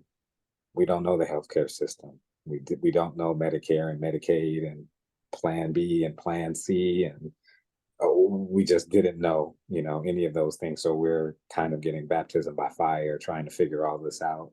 making sure that we don't let anything lapse so that she's able to have the medicines, the appointments, the everything. So from afar is just trying to use um, all of the different technologies, FaceTime, the MyChart, um, having an ability to be able to have conversations with her scheduled so I can get an understanding of how she's feeling and what's going on. It's paramount.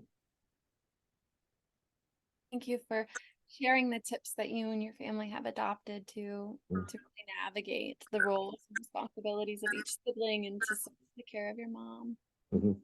remotely from afar. So, Dr. Carns, if you would join us, please, for our Q&A. Thank you. Welcome back. Thank you. Nice to be back. So this is really a round table. I'd encourage everyone to respond if they have sort of a gut reaction. Any advice for knowing when to help and when to let the person with Parkinson's do things on their own? So at what point do you let them express independence, and at what point do you determine it's unsafe and you need to step in?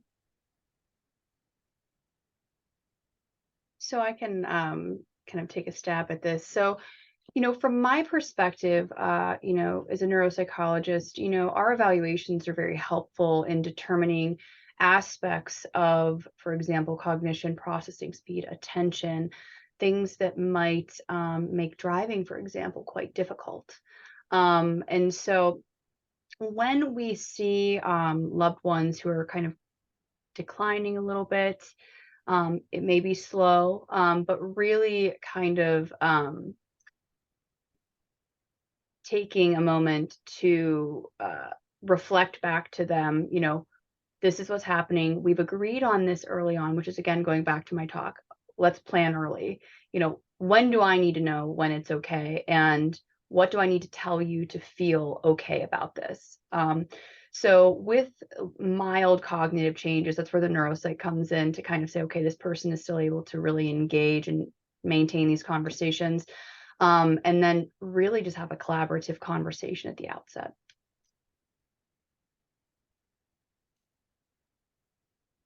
Jeff or Quinae, anything to add as far as, when to step back or step in supporting your loved one?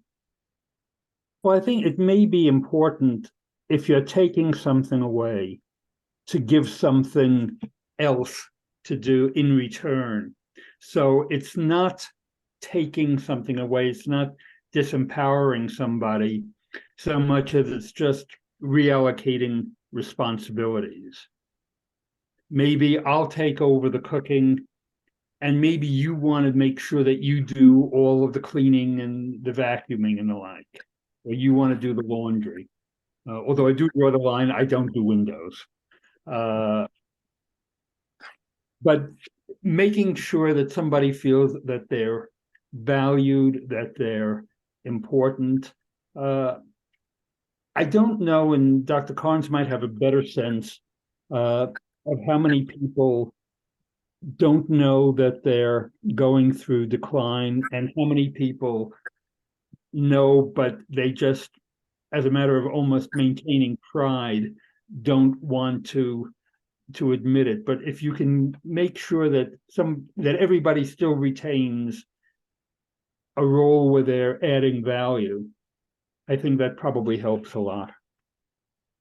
So I just want to kind of touch on something that you said. And so I love the collaboration. So I think that's key, especially early on. Now, when it comes to determining how many people have, for example, mild cognitive impairment, it's actually more common than we would think.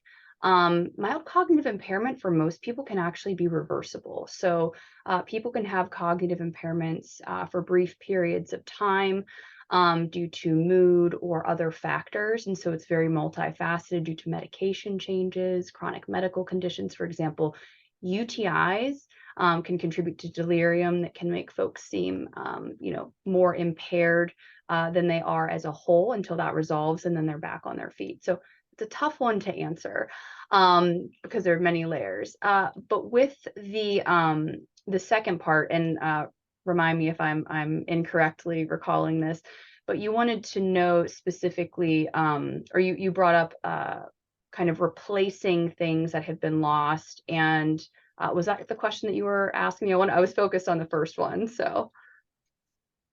Yeah, I believe, Jeff, you were saying, it's not taking away, but replacing or reallocating the energy. Reallocating tasks so Okay. that somebody has something to do. Yeah, I really like that. It's good for people to maintain their independence, because then it makes them feel valuable, right? And then when you're saying, okay, I'm going to do this because it's hard for you, and I still want you to help out because you can, and we're a partnership. It's a partnership, right? So that can be really helpful. So yeah, I think that's a great strategy. Now, when there are concerns that are a little harder, such as driving and things like that, those are always conversations that I have with folks, because in Pennsylvania, we have to report if someone is, for example, mildly impaired, they have to get a driving evaluation. And so having testing actually can help and say, okay, the neuropsychologist says your speed of processing is slow, your attention is slow, and these are things that increase risk for unsafe driving. And so sometimes those things can also be really helpful. So it takes the pressure off of you, which is why professional supports and other supports are very important.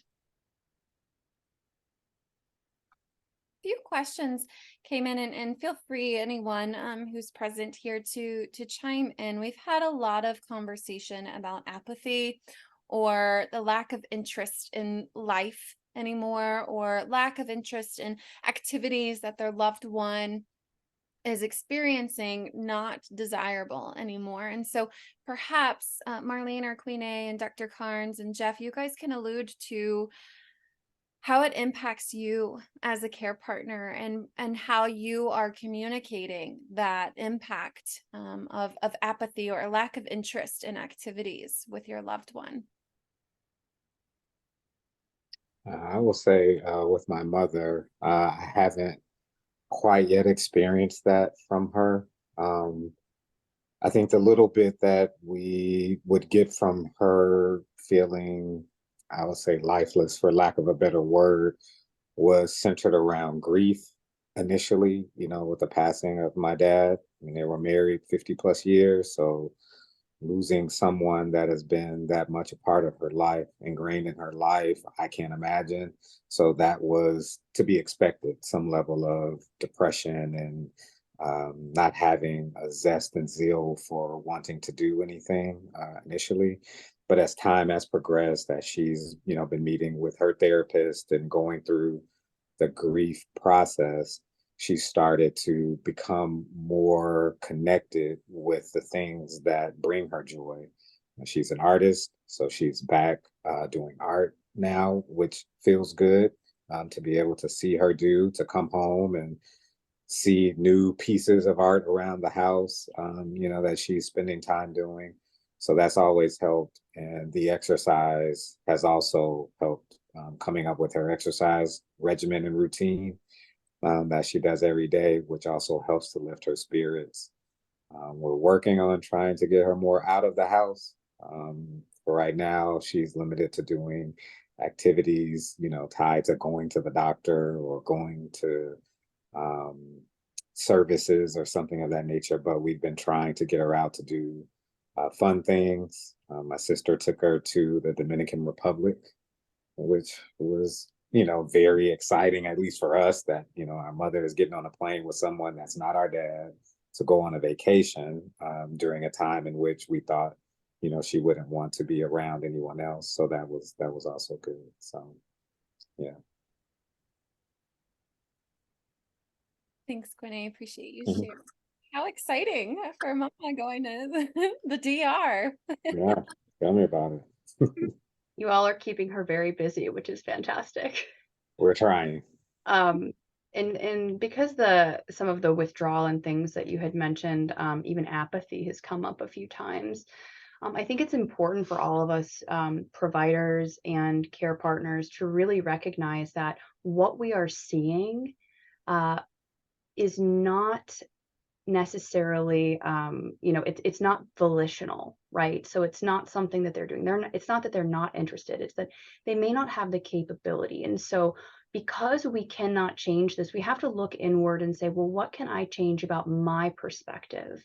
What do I need to remind myself to help get through this? Do I need to take some time away to engage in self-care? Do I need to go through home videos to remind myself of how things were and how they were previously whenever we engaged? So there are a whole bunch of strategies, but I think, reminding yourself of what is in your control and what is not, and kind of radically accepting that can be, while we don't like it, can be helpful in problem solving and moving forward. So you don't hold on to those negative emotions because, like I said before, they can be quite contagious.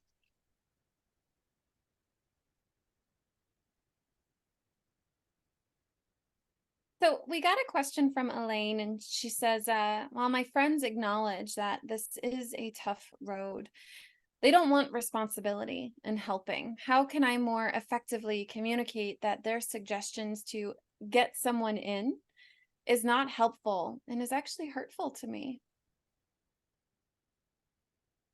Can you describe what get someone in is referring to, just to make sure that... And Elaine, I apologize if I'm assuming, but I imagine she's referring to getting help, having someone, a professional home care provider, come into the home. So to take, with that within the context, when you're experiencing that kind of disconnect between people who you look toward for support, calling, getting support about relationships in the past, fights with people, all of that, this is no different. So, letting them know, saying, I understand that I need to engage professional supports and I plan on that, but you are still my people and I appreciate having you around and I appreciate engaging with you. It's helpful for me. So really framing it in that manner can let people know, oh, wait, maybe I shouldn't have said that. She is doing that. She just wants to be my friend, which is a role that she's had forever. And so it helps to remind people that after a diagnosis, you are not a disease. You are a person living with symptoms, and you are still that person. So I think perhaps there may also be a problem in that social media has redefined what friends really mean. Jeff, I will wholeheartedly agree with you on that one. So as we sort of round out our panel, our time together and exploring the different lives that the three of you have, and you, Dr. Carns, as a provider, I'd like to offer perhaps 20 or maybe 30 seconds of words from each of our panelists before we jump into the next part of our program. So Marlene, you're off mute. I'll just ask if there's any words that you would like to share with our care partners. Now would be a good time. Yeah, I just want to, tell everyone that it's such a journey. And as soon as you have it figured out, it changes because the disease keeps changing. So, trying to be nice to yourself. Also, there are some things that we've gained from Parkinson's, and I try to remind myself about that. Working with all of you, working new groups. We've already found a Parkinson's group here in Lexington. People very welcoming, and just the ability to maybe see things in a different light. We can't do some of the things that we used to be able to do together, like taking big hikes, but we take walks, and I'm really trying to focus on, finding the good pieces in that. And how are you supporting yourself through the difficult conversations, Marlene? Oh, I'm trying. One moving here was a big step so that our children could take a bigger role and help. We've already set a couple of holiday events with the girls, my daughter and my granddaughter. So we already have my son said he would, spend the day with his father so that I could get away. So we're already starting to put those things in motion. And I'm hoping that I can do more of that. And one thing just to mention, one of the things I'm trying very hard, although it's very hard when looking at like what you can control, if it's not important, I'm trying to let it go. Driving, finances, those things you can't, but Bill gets all obsessed about what clothing to wear every day. And I'm just like letting it go, being like, you want to wear shorts? It's cold outside, wear shorts. I'm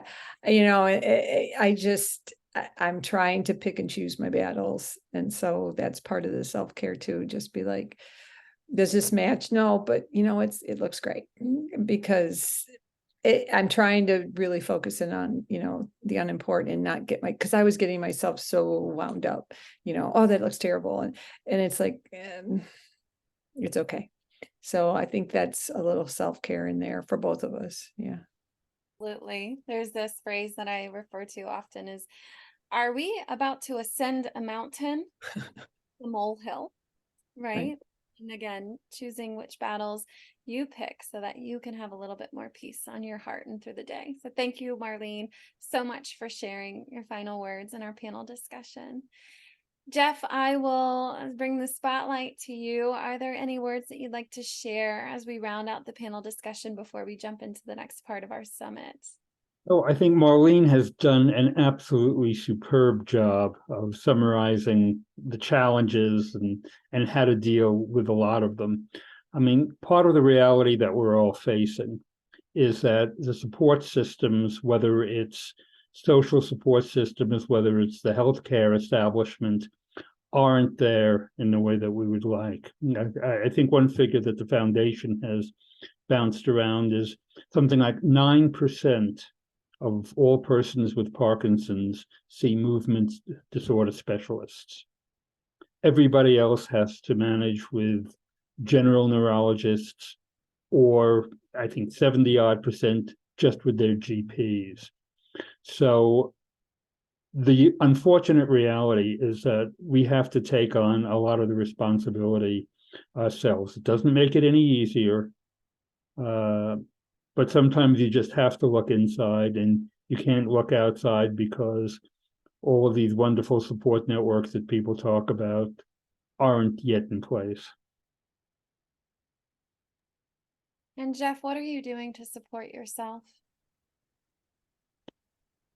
At this point, I'm fortunate in that the burden hasn't been, as long as Lynn can put up with my cooking, the burden isn't too unbearable. But I do, things like play softball and go diving and, things that are my time. Is that going to be able to continue forever? No, I know it's not. And, I'm realistic enough to know that you do it while you can, because at some point you can't. Thank you, Jeff, for sharing. Quinae, final words that you might offer to our community before we jump into activity? Yeah, so two things that I can think of. One being, with memory loss and cognitive impairments, that my mom, suffers from and will, get more and more debilitating, as she gets older and the disease progresses. I've been very intent on reminding, my siblings and I, since we're the people who interact with her the most, that it is most important to be kind and not necessarily right. So when my mom is sharing, well, I did this or I said this, and, we can go back and forth and say, no, you didn't say that, or yes, you did do this. It's more important to just be kind, because proving her to be wrong only shows her that she has some memory loss and cognitive impairment, which, again, is not necessarily comforting to her. We can deal with whether it's right or wrong because we may know and be able to see more clearly than she. So that was one thing, and that has helped decrease the back and forth, the arguments, the confrontation, and to have everything be more light and airy in terms of our interactions with her. And the second thing is I've just been trying to look at this as an opportunity to be able to spend more time with her than I ever would. I mean, with my dad there, I probably would not have spent half of the amount of time or had half of the conversations that I've been able to have with her. And I feel very fortunate to be able to be responsible enough and be seen by my siblings as a person that has that level of responsibility to be able to try to provide as much joy and happiness and support and for my mom in her later stages of life, right? And to be able to have her feel like she was loved and supported by her children. So I've taken it as personal charge and looking at it as opposed to a negative, why is this happening, as and more of a I am glad that this is happening and going into it with that frame of mind. Be kind. You don't always have to be right. Right. You don't have to prove your loved Right. Wow. Marlene, Jeff, Quinae, I mean, the chat is just blowing up with gratitude for you all sharing your time and your stories today, your experiences, your resources, your how-tos and the whys. So thank you so much for sharing. I know that we'll all be in touch again soon. So thank you. Dr. Carns, I would like to welcome you back to the screen as you walk us through our skill building activity. So for those of you who are at the watch parties in North Carolina, in Florida, and in Iowa, feel free to use the prompts that Dr. Carns is offering us to ask the questions in your chat groups at home. And for those of you here in our Zoom land, you'll be responding through the chat or through polls. So I will let you take the lead, Dr. Carns. Thank you. All right. So this last part, well, second to last, is going to be again about skill building. So the first poll that I'm going to present is specifically regarding the development of Parkinson's disease-related psychiatric symptoms. So I have seen in the chat that there have been some concerns of hallucinations, delusions, and how do we manage these? So I just want to get a sense of what has been a significant barrier for our audience members.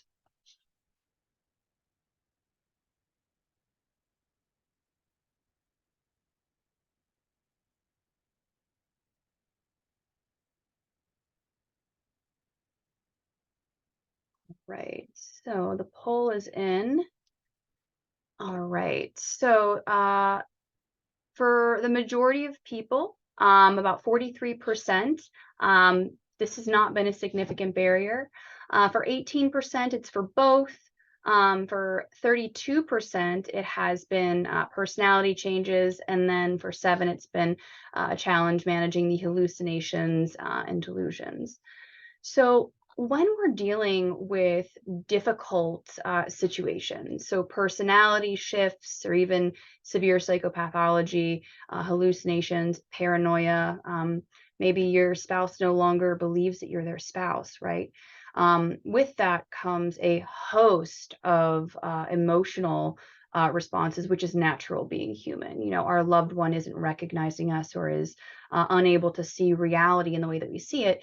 So I have a few steps to actually help with this. So the first one is really, again, being mindful. I kind of drive home mindfulness. It's a very easy skill to practice in the home. You can use YouTube, Calm app, Headspace, anything like that to really, really practice this. And so the first thing you want to do is be mindful and observe. Has this happened before? If it has, then you already have some problem solving skills to kind of approach the challenge with. But if not, you want to kind of move forward with some of these other things. So avoid confrontation. Do not try to correct them. Back to our panelists, remembering to be kind and recognizing that they're coming to the conversation or the challenge without the same skills that you have.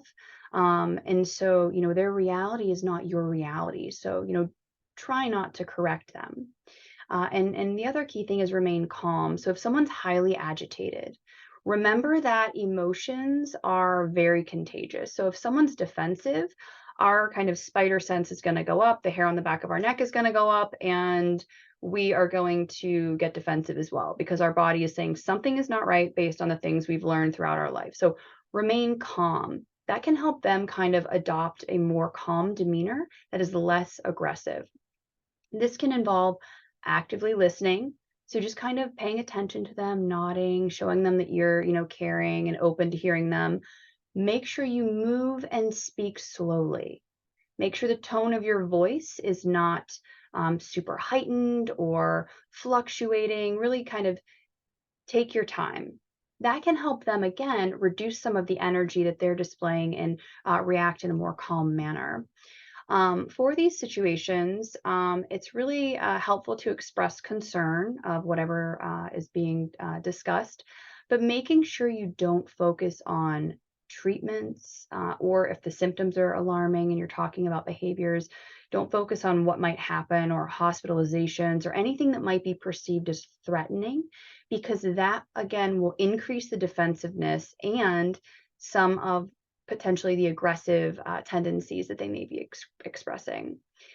The other things that I want to mention is offer options and give them a choice. So instead of saying, this, it's my way or the highway, essentially say, okay, so, I really know that you like talking with your friends. I'm sure they'd really like to hear from you. Would you want to call them and talk with them a little bit? When we engage other people like that or kind of redirect attention, it can, make it a lot easier to calm them down and get through a difficult time. Specifically, if it's maybe not even geared around a particular conversation, it may just be a behavioral change. And then lastly, but certainly not least, you want to call your supports.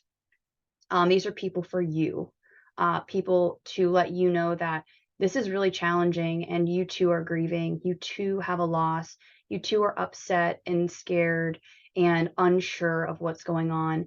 And that is really important. So in addition to supporting your person, regardless of what you're doing, you need to support yourself. And you need to make sure you give yourself time to stay healthy, make sure your cognitive abilities are good by getting adequate sleep and all of those things. And that can help you kind of navigate some of these more difficult situations. So I'm going to go into the chat really quickly and see if anything has popped up. So before we go in, and I apologize if I am mispronouncing anyone's last name. So John, is it Heindel, had mentioned that my wife has speech problems at times, and when I tell her I can't hear her or understand her, she gets very frustrated with me. So how do we approach something like this? So John, thank you for sharing that. When we are experiencing a shift, whether it's us or our loved one, it can be very frustrating because oftentimes when we say, oh, I can't hear you, it's a reminder of something that they've lost. And so recognizing that and validating, I'm sorry, I know this is really hard for you and you're doing your best, can kind of be a really good way to validate that experience that she's having. Because she probably feels very invalidated. Like, I'm doing my best. I've been in speech therapy. I'm literally screaming and you can't hear me. So validating is number one, and sharing, I know you're frustrated. And I still can't hear you, right? So then how do we problem solve? And so that making that kind of collaborative, like, I'm really sorry. The other thing that I would recommend is for testing, I have these little tools. I'm pretty sure you can get them on Amazon, a pocket talker and then a personal voice amplifier. Can be very, very important. So for anyone who has challenges with hearing, wearing the headphones and then having the pocket talker near the individual speaking can amplify that sound and potentially reduce any frustrations kind of around those types of topics. And so hopefully that was kind of helpful and insightful in how to kind of navigate the frustrations on both ends. And the reality is everyone is human, and we are all going to get really, really fed up with having to adapt. And unfortunately, it's a consistent challenge. The bumps, there are going to be wins, there are going to be losses, and we're going to kind of have to ride the wave, so to speak, and work together as much as we can. All right, so I'm going to check the chat again to see if there's anything else before I give another poll. So I like Patty has mentioned, my takeaway is that I need to remind myself that I'm doing so many things right. You absolutely are. So every person on this call has taken time out of their day to learn more, to increase health literacy, to manage skills, to better serve their loved one. And I really want to remind everyone that these emotions that we have are all the result of such a deep love that we have for our individual, family members, our spouse, our mother, our father, our sibling. It comes from a place of love and anger and fear. It's because we too are grieving, and, denial, anger, bargaining, depression, acceptance, all of these things we are going to experience at varying times, and it's going to come and it's going to go, but these are all part of a grieving process. And with each step, I'm sure our panelists can, well, they did talk about this, there are going to be new barriers that pop up, from day one versus 14 years in, there are going to be a whole plethora of different challenges, and knowing that you are all doing your best, and it is enough. Okay. Asking for help is perfectly fine, because one person cannot manage all of this. And I want to kind of, from a healthcare perspective, there are many specialists involved in this care, and there's one of you. So it takes a village. So make sure you remind yourself of that. And I also see in the chat, so the tools for kind of amplifying. So it's a pocket talker. So the pocket talker is something you would wear like headphones, and then you would put it near the individual, and it would project their voice, so you'd be able to hear them more clearly. So when you're having challenging conversations, this might be really helpful, because then you're reducing levels of frustration for extraneous things, right? Like, I'm sorry, I can't hear you. And then people can get frustrated, which is normal. The other thing is a personal voice amplifier, which helps to just project the individual's voice. All right, so a couple of other things. So how can communication, Teresa Holden mentions, how can communication not be perceived as criticism by both the patient and the caregiver? So that's a really tough one, because the challenge with being, a care partner and going through this process is we have preconceived notions about how our person reacts, right? Mom used to be super calm, cool, collected. She always had an answer for everything.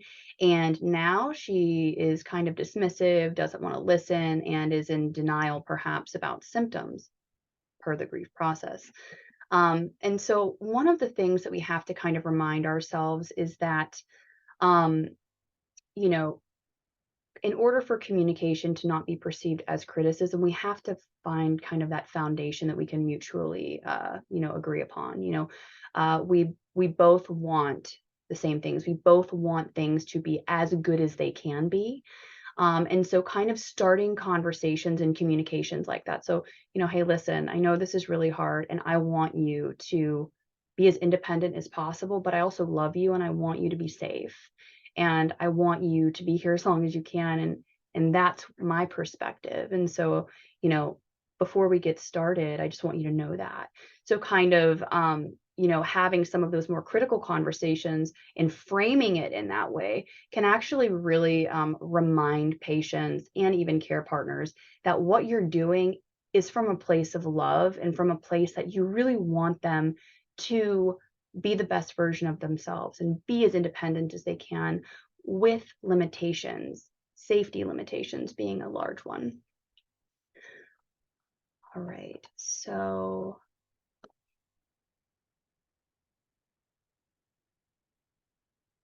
the amplifier would be, so Mindy had mentioned that maybe the individual she's caring for won't want people to see that he needs the amplifier. So he wouldn't actually have the amplifier. You would be wearing the headphones and holding it nearby. And you could do it in a way that is kind of more discreet. So it wouldn't even be anything on him. So that might be kind of more helpful whenever you're thinking about this. Right, so let me look and see. All right. So Rick Haar has mentioned, so I have Parkinson's disease, and I believe that is, I'm not sure if it says for 5 years or for 15 years. And last year I contracted dystonia in my left toes, now severely restricting walking. Neurologists and physical therapists cannot resolve this. Where do I go from here? So one of the things that I would recommend from this perspective is seeing an occupational therapist.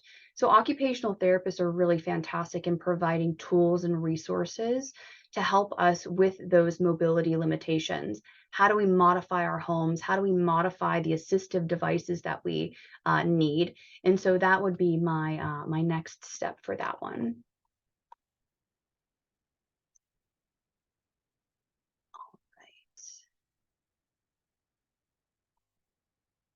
Okay. So now I'm going to submit a, oh, wait, there's a question and answer. I apologize, I'm working multiple things here. I'm a married dentist, had mentioned constant denial of any voice cognitive changes. He always says, it's me, I'm not listening, it's my hearing, it's my bad memory. So one of the ways that we can get around this is, you know, recognizing that the frustration is because, you know, the individual is going through the grieving process. And I keep saying that because, again, it is very multifaceted, and he likely does not want to recognize that there are cognitive changes, or if there are cognitive changes on the flip side, that could prevent his ability to actually be as insightful as he previously was.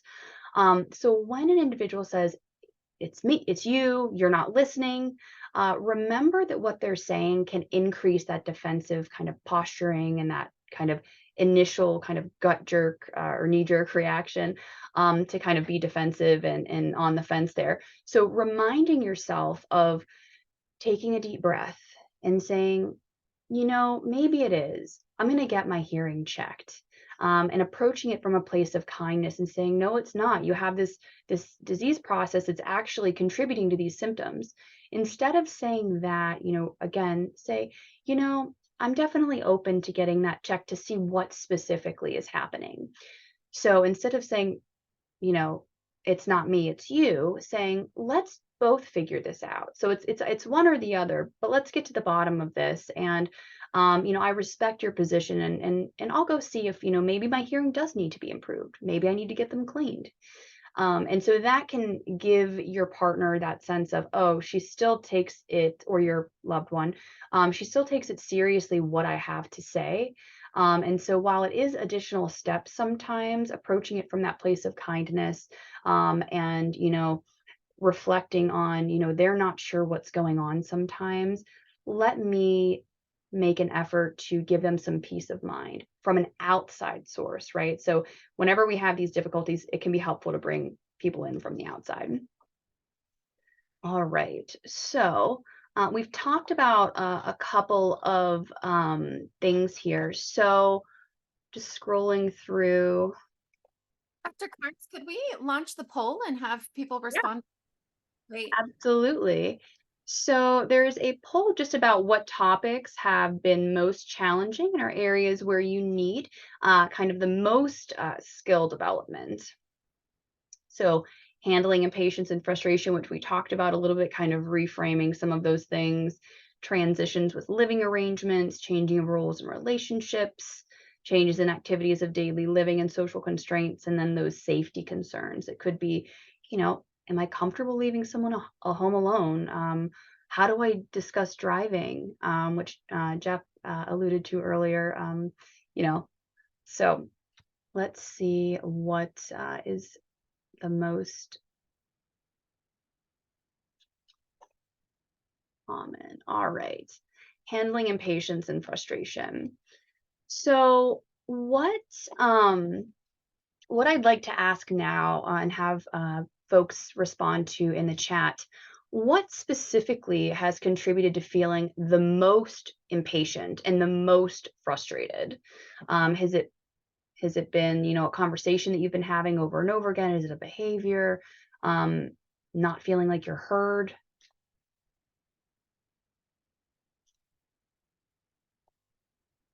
Slowness. Okay. So Deborah Goslin mentions slowness.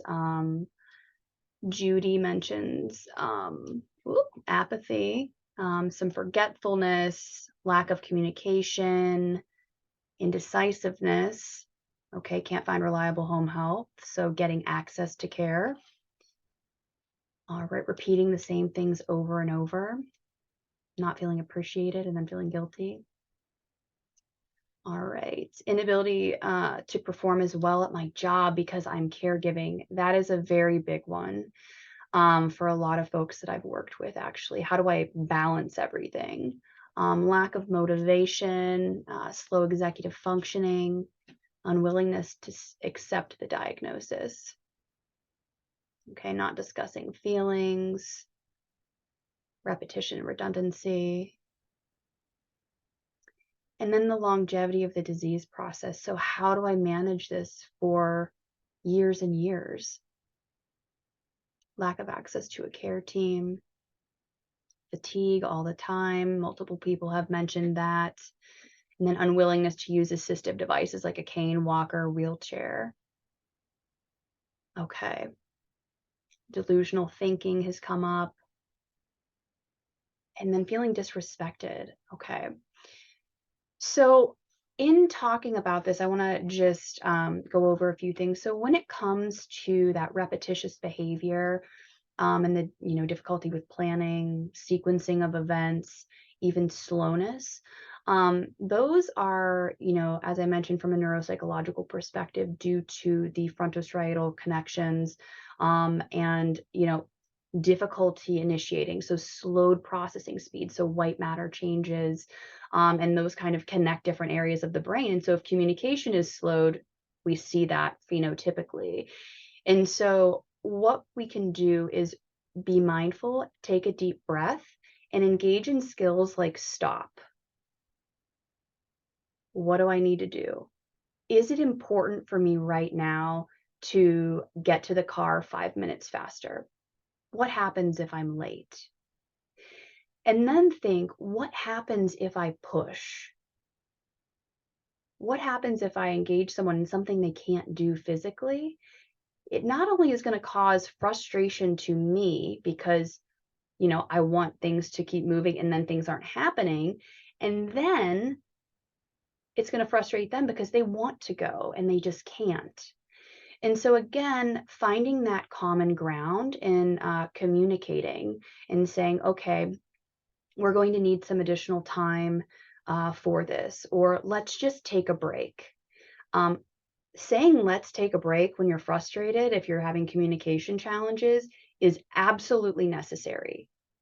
If you are frustrated that the rate of the conversation is not flowing, sit in silence, take a breather, and then whenever the frustration starts to reduce, after reminding yourself they're doing their best, I'm doing my best, so we're doing our best, then engaging again. Because when we engage in increased levels of frustration, those networks that are already dysfunctional become more difficult to regulate. And so when we have frustration, that further reduces attention. When we have frustration and we can't attend, how can we regulate when we can't adequately label what's going on? And then there's the misinterpretation perspective of not being able to selectively attend.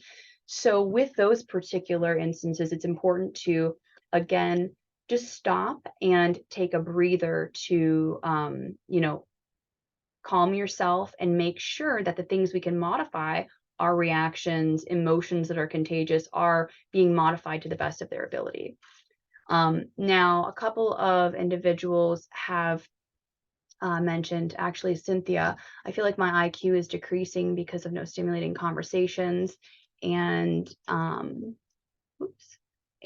that many social engagements as they moved to a new town 2 years ago. So one of the things that is really important for being a care partner for everyone involved, patient with Parkinson's and yourself, is making sure that you are taking care of your brain health, right? So it's not just the person with the diagnosis who you need to monitor and manage, it is also yourself.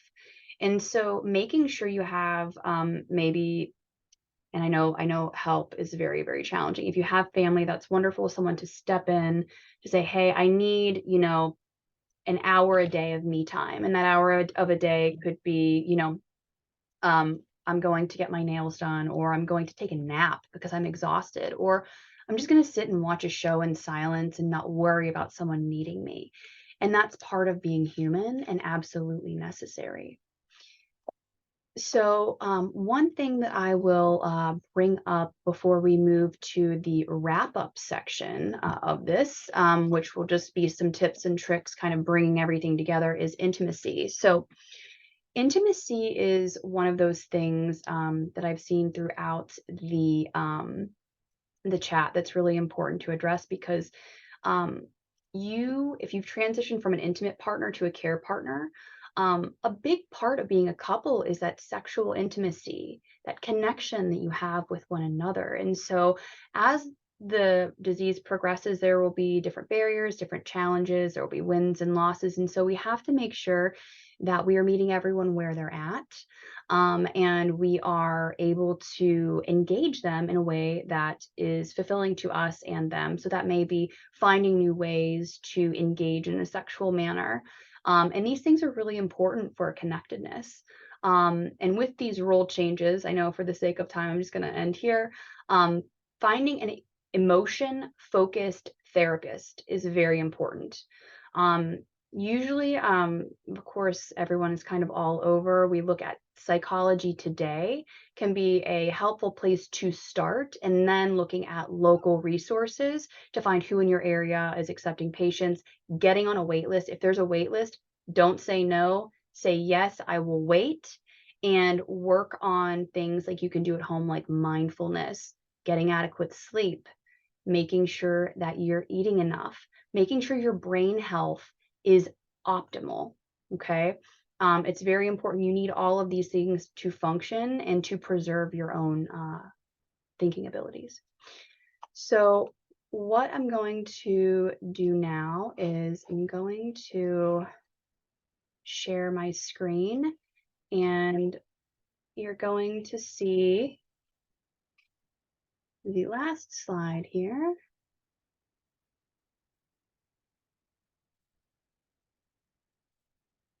All right, so bringing it together. So if there were questions that I missed, I apologize. We had so many people joining, and I'm really grateful to have been able to work with all of you. I know it was a bit brief, but hopefully helpful. So to kind of wrap everything up, so remember, successful communication and engagement also involves synchronous activity in various brain regions. So again, and as I just said, it is absolutely imperative that we take care of our brains. Mediterranean diet for us and our partner. Let's pick out some meals together to improve both of our cognitive abilities, right? Making sure you take time to exercise, eat well, get adequate sleep, and engage in supports regularly, professional or family and friends. It's much like we kind of think for ourselves, it's not fair to have everything placed on us. So it's important to have multiple supports, because that can help us feel more comfortable in engaging, as we need. And we will all need, and we will need often. Okay. So never feel like a burden, never feel, guilty for reaching out for help, because if someone is willing to help, they will. If they're not, they'll let you know and you can find someone else. And with skills in professional care, you'll be able to develop mechanisms to help kind of navigate through those difficult experiences. If someone's not available for you in a time of need, what you can do, and so forth. And so the self-care activities that I've been talking about, that are really important in regulation of emotions, help us to respond appropriately. Remember, emotions are contagious. Stay calm. It's very hard, and you will not always be able to stay calm. So I'm just going to say that. You will do your best. You will stay calm one day, you will not be calm another, but you'll learn from each one of those. And so remembering to respond in a calm, clear, concise, and courteous manner will allow both parties to feel mutual respect and understanding, even in the face of disagreement, because emotions are contagious. This approach reduces development of defensive or aggressive communication styles, which we want to avoid. While these tips are seemingly straightforward, remember, not every conversation will be easy or executed perfectly, because you're human. I teach skills, and I'm going to be honest with everyone. I don't always use them. And sometimes my communication style is probably not ideal, because I'm human. And sometimes our emotions may kind of guide the bus. The takeaway here is to make an effort to monitor yourself and how you're feeling, to reduce impulsive or emotionally based responding. Ruptures will happen. It's natural. So use those as a learning opportunity to handle similar situations better in the future. And finally, when you feel at a loss or overwhelmed, try to remember to be kind to yourself. Extend the hand that you extend to others. Accept the emotion in a non-judgmental way, and engage skills such as opposite action technique, grounding, or radical acceptance. Now remember, care partner needs, your needs, should be prioritized, because in order to care for a loved one, you have to ensure that we are functioning optimally. The first step is to get a journal or a planner, and this is what I want you all to do at some point. Journal or planner, and literally write down and schedule your self-care time. Try for 1 hour a day. It could be reading at night, having a loved one help so you can get out of the house and have lunch with friends, exercise, meal prep, or engage in a pleasant activity of your choosing, which could just be taking a nap. Don't forget as well that it's okay to say no. Setting boundaries is important. It does not mean that you do not care or you're unwilling to help if you say no. It just means that you're expressing a clear boundary, that what you have to do is also important. It's also necessary for everyone involved. If this is hard, which for most people it is, you can always try to consider a solution while keeping your boundary firm. Finally, planning time with a loved one is important. This could be watching movies as a family, such as pizza night and dinner on Fridays. Finding a new hobby to do together, such as dancing or bird watching. We know dancing is great. Or maybe you take a boxing class together. Engaging in mindfulness activities, which helps both parties to regulate and strengthen those neural networks. Or counseling sessions to help with transitions. Remember that emotion-focused therapy or family therapy, if you are the child of the individual with Parkinson's. Professional supports are also important to help manage the grieving process and other emotions that accompany Parkinson's-related decline. And another key piece is making sure you have supports already in place. So already, not when things get bad, you already have them. There are wait lists for treatment, and it's important to get on one of those before you have significant stressors or concerns. And remember, there are going to be challenges at every stage, some more manageable than others. So it's good to have these things in place so you have those supports through the process. You'll be needing them. There will be wins and losses along the journey, many emotions that come with that. And it's important to remember that the strong emotions we feel, positive and negative, are because we love so deeply. So the last thing you should take away is that you do not and should not have to do this alone. Thank you.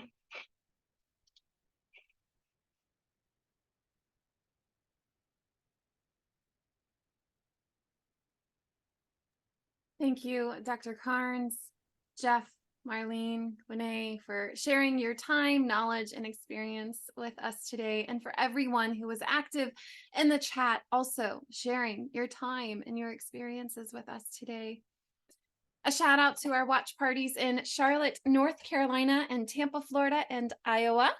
I'd like to acknowledge the team behind the scenes for all the time they've offered to support today's production.